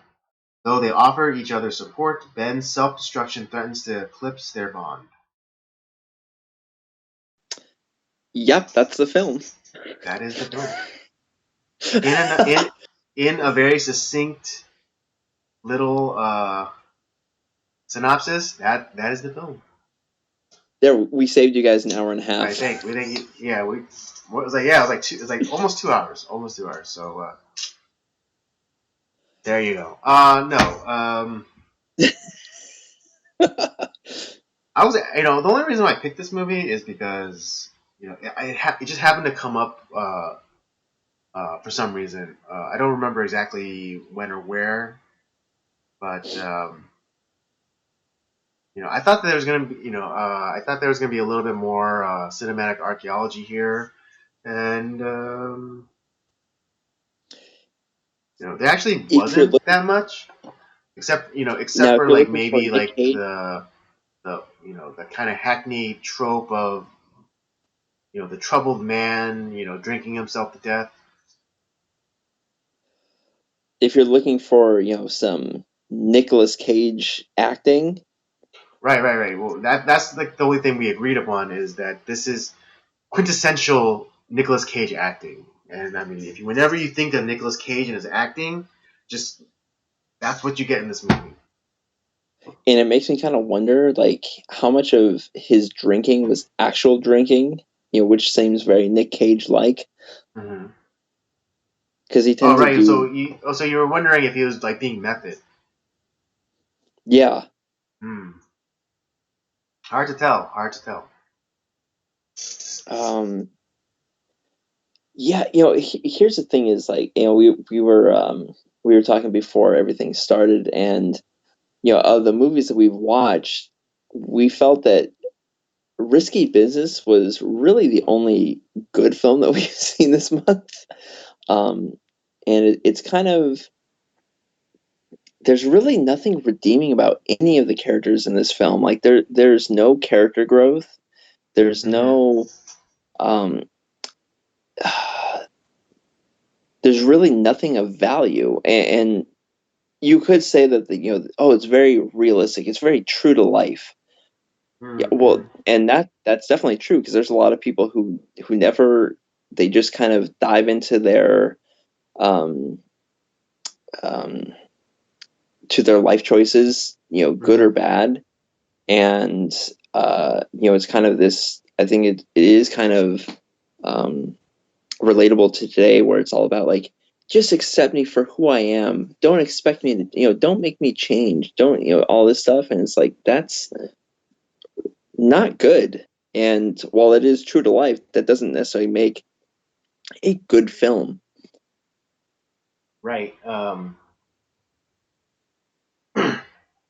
of like every story, particularly about relationships. Uh, when two people meet, uh, they tend to smooth out the rough edges, on the other person. But Which this happened does. in Risky Business. What was it? Which happened in Risky Business, which is, Yes, that's as we right. were Which talking. happened, yeah, because yeah, like we said in for that review, um,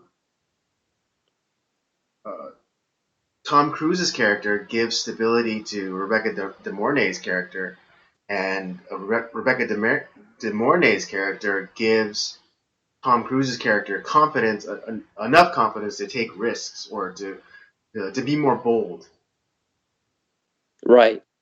in his, and just like kind of like go for the gusto kind of attitude. Right. And they But became in like a good team together. right, they brought a balance or equilibrium to each other. But this that doesn't happen in this movie. It's just it's just a slow climb to the bottom. God, yeah. Oh, that's a great way to put it. Um, it was just, yeah, just watching the continued degradation of Ben Hmm. was really, God, it was sad just because, I mean, you hear of like people like alcoholics and stuff, but this was like on a whole nother level because I mean Right, yeah, like he the couldn't function without alcohol. That was how bad his addiction was. right the turn of phrase of like drinking like a drinks like a fish. It's like that is personified within the character of Ben. And it's like to the point where while he's sleeping and if he's not drinking, he gets the shakes. Yeah. And like he's like violently, and then when he wakes up, he's like violently shaking, and he's like crawling his way to the refrigerator to get more booze. And it's just like, my God, it's like, I mean, I was watching, I was like, my liver hurt just watching the God, character yeah. of Ben drink. And it broke, and it broke my heart to see the character of Sarah, uh, just desperately wanting Ben to love her, and kind of snap himself out of whatever this funk that he's in, that is driving him to drink himself to death. But it doesn't happen. And that's like, And and to me that was heartbreaking, as much as seeing Ben just like pounding down bottles of vodka for breakfast. oh God, yeah. I mean, he wouldn't eat. He was just, that was his breakfast, was vodka, Hmm. or whatever he could get his hands on. Here's the other thing that I think is really fucked up too, right? Is, okay, you want to drink yourself to death. Got it. But you are, why he makes this connection with Sarah to begin with, just so he can have someone see him drink himself into oblivion. Like, that seems really like, it's almost like, yeah, it's a slow death for sure, but it's almost like paying. It's like, here, I'm gonna pay you to watch me shoot myself in the head, and yeah. So I don't see how that, like, how this is any better, like how it's any less fucked up and selfish. Right, and like you were saying, I wasn't fully, I wasn't fully hooked, or I didn't understand what the attraction was Sarah for Ben. I don't know. She, she like throughout the movie, she has like this kind of like confessional therapy session sort of thing where she's like talking about how she first met Ben, and their relationship, but it never, like, there was never like a, like, this is, like that, like, spark of infatuation, as it were, where it's like, this is why I like the You, guy. you know what? Here's my theory on this and why she may have kind of had something for him. Yes, he paid her, right, Hmm. initially, Yeah. but it wasn't for sex. Mm. And I think that may have been the first guy in her entire life that had been the case. Well, I mean, initially, the only reason why she was at the his motel is because he said that he wanted to, like, just to do her, and I don't know, for He some said that, but I reason. don't think that What was it? he didn't want to do it. Yeah, he said that, but then Oh, when she oh, actually so the did get design. there, Okay, so it's kind of he like, like it was it was like misleading. It was misleading. The statement that of him saying like, "Oh, how much to sleep with you," that was just mislead. So he can get her to the hotel room. Yeah, it wasn't like, they were about to do it and it's like he couldn't get it up because of the booze. It was like he even like when she got there, it's like, no, I don't. Yeah, she started to like kind of get things. And it's like, no, no, I don't want that. I just need someone to I just want someone to be here with me. Hmm. That was, and it was, and that was the first time probably in her entire life that, Sarah had somebody that didn't want to just sleep with her. And I think that may have been where the attraction started with them. Okay. Okay. That's that tracks. That tracks. Okay. Um, but even after finding out that that he's only here to die, and um, that he only he basically wants a witness to his death. I don't understand. Like I don't. I guess I don't understand like why she would agree to this. Maybe I wonder if maybe too, like where that she and I'm probably giving more thought into the film than it deserves, Hmm. but I'm wondering too if maybe she had the same kind of feelings that Ben did about himself. Because we're not really given too much insight into Sarah's background, because we know that Ben is he was now we don't know if it was because of alcoholism that his wife divorced him and all that, or Hmm. if it was after his wife divorced him that he started drinking. It was explicitly um was explicitly stated that they were divorced. uh it was highly implied. I think, but no, I think Ben did say that, like, um it was, I think, when he was being fired, or like, at the beginning when he was kind of getting money from his friend, Hmm. um, where like that divorce was mentioned. Um, but we don't know like when the alcoholism started. So it is kind I of like a thought murky beginning okay. for,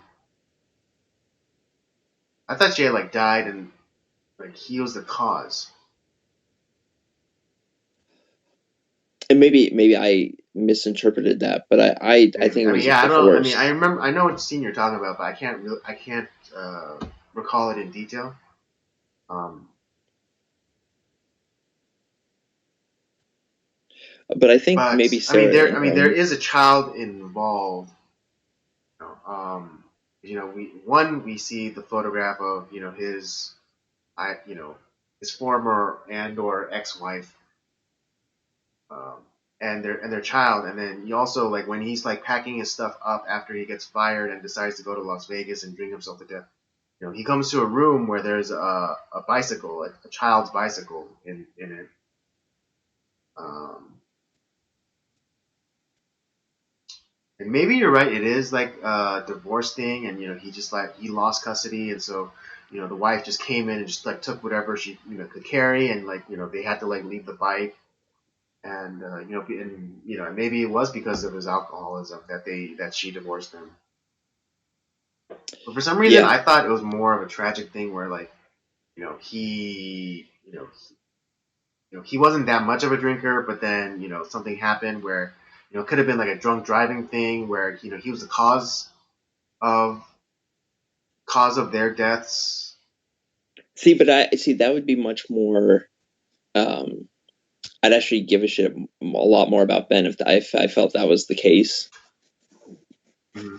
And I do believe it was a divorce. That's why I was Mm-hmm. like, it seemed like it was more selfishness than anything else out of him. And that's why, like, I don't care for him as a Actually, character. yeah, because the whole burning of the picture is more of what's the word I'm looking for? It's more of a it's more of an angry emotion as opposed Right. to because like burning the picture means like you're done with that person, like you like don't wish for that person to exist anymore. As opposed to if it was from sorrow, it doesn't necessarily track. So you're probably right about the divorce. And then, so you have Ben who wants to, like, he just wants to slowly, die. Mm-hmm. And And maybe Sarah, in her own way, like through everything that she's been through, I think she probably wants the same thing for herself. Mm-hmm. And maybe it's like she finds that someone feels the same way that she does, and she's attracted to that as well. Hmm.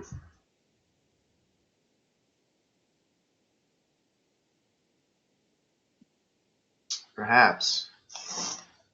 Perhaps. Yeah, this. I don't know what it is about. There's like certain moments in history where like something like something like shifting culturally, you know, and then it seems to Mm-hmm. like happen like within these type of movies. I think you know, and I think we've seen it, you know, in Midnight Cowboy, in American Gigolo, and now here in Leaving Las Vegas. Um, but what they want to, what they're trying to convey or what they're trying to say isn't executed the best. Yeah, You know what I'm saying? right. Like with Joe And Buck, like there could have been like a really interesting story there, like you know, given like you know like the flashbacks that he had, um, and then in American Gigolo, um, you know, the character of Julian, you know, there's obviously more there, yeah, definitely. but it was just But like the under thing the is, surface, and but it just didn't go, you know, it just didn't go deep enough. And now with leaving Las Vegas, you know, I think they're obviously, you know, I think they're trying to make some sort of cultural uh, statement, you know, about some like this transitioning, this you know, transitioning attitude that was happening in the country, but it just wasn't expressed, you know, as eloquently as I think the filmmaker would have wanted. right, and like I said, there's nothing redeeming. You know, I don't feel sorry for any of these characters. Like, Right? there's Yeah. nothing there that would be like, oh man, like I totally get what he's going through. Yeah, that's terrible. We're Mhm. given, there's nothing about Ben that makes me care about him. There's really nothing about Sarah that makes me care about her. Um, and just yeah, there's just, I mean, maybe slightly, sort of like she, because she wants to help, like kind of like that she takes in Ben. Maybe like there's something redeeming there, and like you maybe feel bad when he brings in that other prostitute like into Sarah's house. Right. You maybe feel sorry for there, but no, I really don't. I didn't feel I didn't feel anything for any of these characters at any point in the film, other than just like I didn't feel contempt for them, but like I didn't feel sorry for them either. Right. You just feel like there's nothing for them. Like, you don't necessarily want them to die, but you don't care if they live either. Or like Yeah, at yeah, least in the, right, at least in the case of Ben. Um, and then for Sarah, it's like you know you know you're not necessarily cheering on that she's a hooker, but you don't necessarily you know condemn her for it either. right, and maybe because we're not given any background on the characters at all, that it's just like Or whatever we're given was just not enough for us to emotionally attach. right, and it's kind of the same thing with like Midnight Cowboy. It's like we're just not given enough information to give a crap about the characters. Mm-hmm, And the thing is, like, there's something there. That it's not like the character has like no depth. mm-hmm, We're given like little snippets of maybe potentially some stuff here, mm-hmm, but and we kind of get like little snippets in this film too, with like this, we don't know what the divorce is about with mm-hmm, Ben and his ex-wife. mm-hmm. uh we kind of sort of get something a little bit with what Sarah went through with that The Slavic pimp, pimp that she yeah. was with. Yeah, Julian Sand, like he has a really horrible East European accent. Yeah. I mean, it could just be because I know how he sounds, like with his normal kind of accent. But yeah. yeah, his Eastern European accent is just garbage. Oh, it was terrible. Yeah. Yeah, and I mean, Um, I generally like him as an actor, but in no, this movie, it was just like, nah, dog. no, and it was not done well. Mm-hmm. Um, but yeah, but we're not given enough to actually give a crap about the characters once again. Exactly. Mm-hmm. Um, yeah, and like I said, when you read the synopsis, like, yep, that's the film. Yeah, that's the film. there's really That's the film. there's there's really not much there. Yeah, exactly. Just like I said, there's really much not there. Um,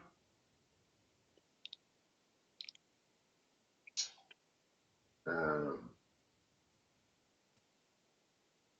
yeah, even when even when Sarah was kind of like feeling like exasperated with Ben's situation, like even that when she asked him to go see a doctor, it's just like that there's nothing I can. There's like I think she was feeling her most powerless because actually it's pretty interesting because at the beginning she when she has when we're introduced to Sarah, she's performing a service. The pimp arranges it, and she does a performance for a client, and she's like talking about it, like, oh yeah, I'm the fucking best. I'm a performer. You know, as soon as I walk in the room, I know exactly what you want. Um, but with Ben, it's like I think she feels powerless because she can't get him out of like this funk that he's in. Right. And And I think that, and uh, I would dare say that that's probably like the most interesting, at least like story wise or conceptually, that's like about as interesting as it gets. what do you think with because the final scene in the film, or like near the final scene, is when Ben is literally on his deathbed, Mm-hmm. and they end up they finally actually sleep together, which Mm-hmm. is Let's just be was one real. of the It's the most saddest lay you ever saw. it was one of the most fucked up scenes I've seen in a film ever. And the fact that it's just It's the saddest lay I I've ever God, seen. it, not not even the slightest bit like oh God, it was just unattractive at all. I don't know what that scene like meant at all. Like Right. it was like a train wreck, dude. I was like I couldn't like turn away, but like there was Yeah. I mean, and like it he would have literally been. dies like I think it would have been more meaningful if she ended the relationship the same way they started, just lying in bed and just her just talking to him because that's all he wanted. He just wanted someone to be there with him, and I think that would have been a better. And technically, that she is there for him at the end, but just kind of like having a symmetry. It would have been better if she just like kind of like got into bed with him and just like snuggled up to him close and just started talking to him about her day or whatever. that would have been I would have liked that ending a lot better. I know. I mean, I would have I would have offered that ending, but I was only 10 years old at the time. Yeah, And so I wasn't that adept at visual storytelling. So, but hindsight being yeah, 2020 and everything. but yeah, this I don't know if was there any other like scene or moment that stood out to you in this film?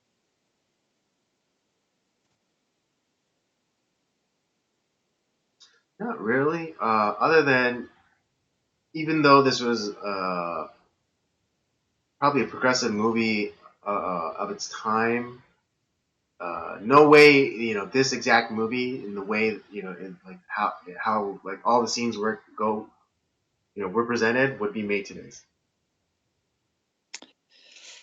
Yeah, Yeah, I mean, despite being as progressive or forward thinking as that this movie tries to be, like no way like this movie would be made today.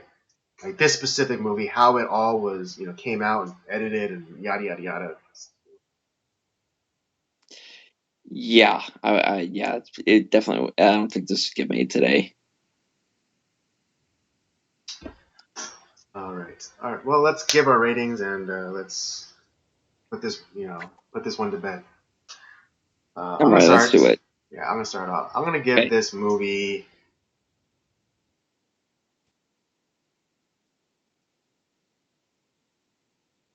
I'm gonna give this a 1.5. God, man, you are generous. I had to go a half star on this one. Half star. This is this is worse than the when we did Mad Mad Max. Max. Yeah, this I would happily watch that film over this one any day of the week. This is I can't recommend this film. Oh, if you like characters with no depth, no Yeah, character growth, and no you like resolution or no growth. And yeah, you'll like this movie. you're gonna love it. Yeah, you're gonna. And the reason I give it a half star is just because yeah, I like Crazy Nick Cage. You know, it's uh, yeah, yeah. I am being pretty generous with the 1.5. I don't know. Yeah, this movie was all over the place. Although it did have a very nice cameo by R. Lee Emery, the Gunny. that's true. It did. So see, worthy of a half star. There we go. There you go. There's the half star. I'm giving the half. Okay, my 1.5 then is the half star for R. Lee Emery, and then a full star for Elizabeth Shue's ass. You know, that's I It was a pretty can't argue. nice ass. Yeah, she was pretty hot like Yeah. back in the day. Hmm. Absolutely. Okay. Well, there you And if you go. want What was and if you that? want to see her chest at some point, and if you want to see her chest at some point in the film, then there you go. This is the film for you. There you go. There you go. It might be bumped up to a 2, maybe, but more likely it's set 1.75. Um, But there you go. There you have it. Me. Okay. That's our review of Leaving Las Vegas. Robert gives it a half. I guess star. I don't know if we settled on uh, symbols, but okay, fine. Half a star for Robert. 1.5 for me. Uh, yeah, I can't really recommend this movie unless you're a first year art student and you know you have to watch some old movie for one of your classes. Then yeah, go ahead. But other than that, you can't really recommend this movie. Not even if you're a cinephile. Not even if you're a cinephile. I think. this was Let me just say it'd be hard to justify. It'd be hard to justify. this is on my bottom five list. Yeah. Oh, jeez. All right. Well, that See, was our. not not everything that we review is like 4 and 5 stars. Like we love Yeah, everything. I know. It's I like mean, most of our reviews have been kind of middle of the road. Um, or our ratings have been mostly middle of the road. with a few exception of like the really like stinkers at the bottom. Yeah, but it just happened to be that this was one of the stinkers. Yeah. What can you do? Yeah, this month we've had some stinkers this month. It's Yeah. Well, yeah, like yeah. Again, out of the 4, Risky Business was the only one. So 75% stinker rate on this one. yeah. You know, and of all the movies that we watch, you know, as we went down the list of watching the movies from this month, it's like, man, Risky Business was really a fucking good movie. You know, it's like maybe in comparison to these ones, but I really like that movie. Yeah, I mean, I think even divorced from the other 3, it stands on its own. It does stand on its own. Oh yeah. We, well, we still both love that scene. Yeah, the desperation of like, oh no, don't go in the lake. Yeah. It was the most convincing I've ever seen Tom Cruise. And that might be an indictment on his acting ability, but And I love Tom Cruise. You know, he's a crazy person, but yeah, I yeah, love Tom Cruise. exactly. That He's a was crazy probably my person, but I favorite. love him. That was probably my favorite Tom Cruise moment in film. Right? The sheer fucking desperation to stop the car from going in the lake. We all know that feeling. We've all done some stupid shit that we don't want our parents to find out about. And by some force of nature, it almost, you almost get screwed over, and then you're just trying to will it not to happen. And then and And then it doesn't happen, and then you think you're in the clear, but then the other shoe drops, and you're totally fucked. see, that was the best part about that scene because it didn't just automatically just dive into the lake. Mm-hmm. It gave him a bit of hope. Yes, the hope, right? Like in the Dark Knight Rises, as Bane says, like there can be no true despair without hope. Yeah, exactly. Oh God. Yeah. So instead of watching Leaving Las Vegas, go watch Risky Business. There you go. That's the takeaway. All right, y'all. That was the review, and that brings us to the end of the show. Thank you for joining us, as always. Don't forget to check out the other shows that we got: the Circle of Jerks main podcast, Nocturnal Transmissions, of course, and Robert's Gaming Show, Up by Up Down. Don't forget to follow us on our various social media accounts: Twitter at PodcastCOJ, and what was it? What the heck is that name of that app? Letterboxd. Letterboxd. That's what it was. Letterboxd, and that's also Podcast COJ, and Instagram at Circle of Jerks Podcast. Um, I'll be putting up the review of Leaving Las Vegas tonight, so all right, there you go. Yeah, you can and check all of that that out. is linked in the description down below, and we'll also be linking that video of Stephen Molyneux breaking down. The I don't know Jessica if he, Simpson. yeah, the Jessica Right. Simpson revelation. I don't know if you read the book, but he did reference that that it's in the book. But I think he was just breaking down a small excerpt from it. Right. All right. Yes, and thank you again, and hope to see you next week.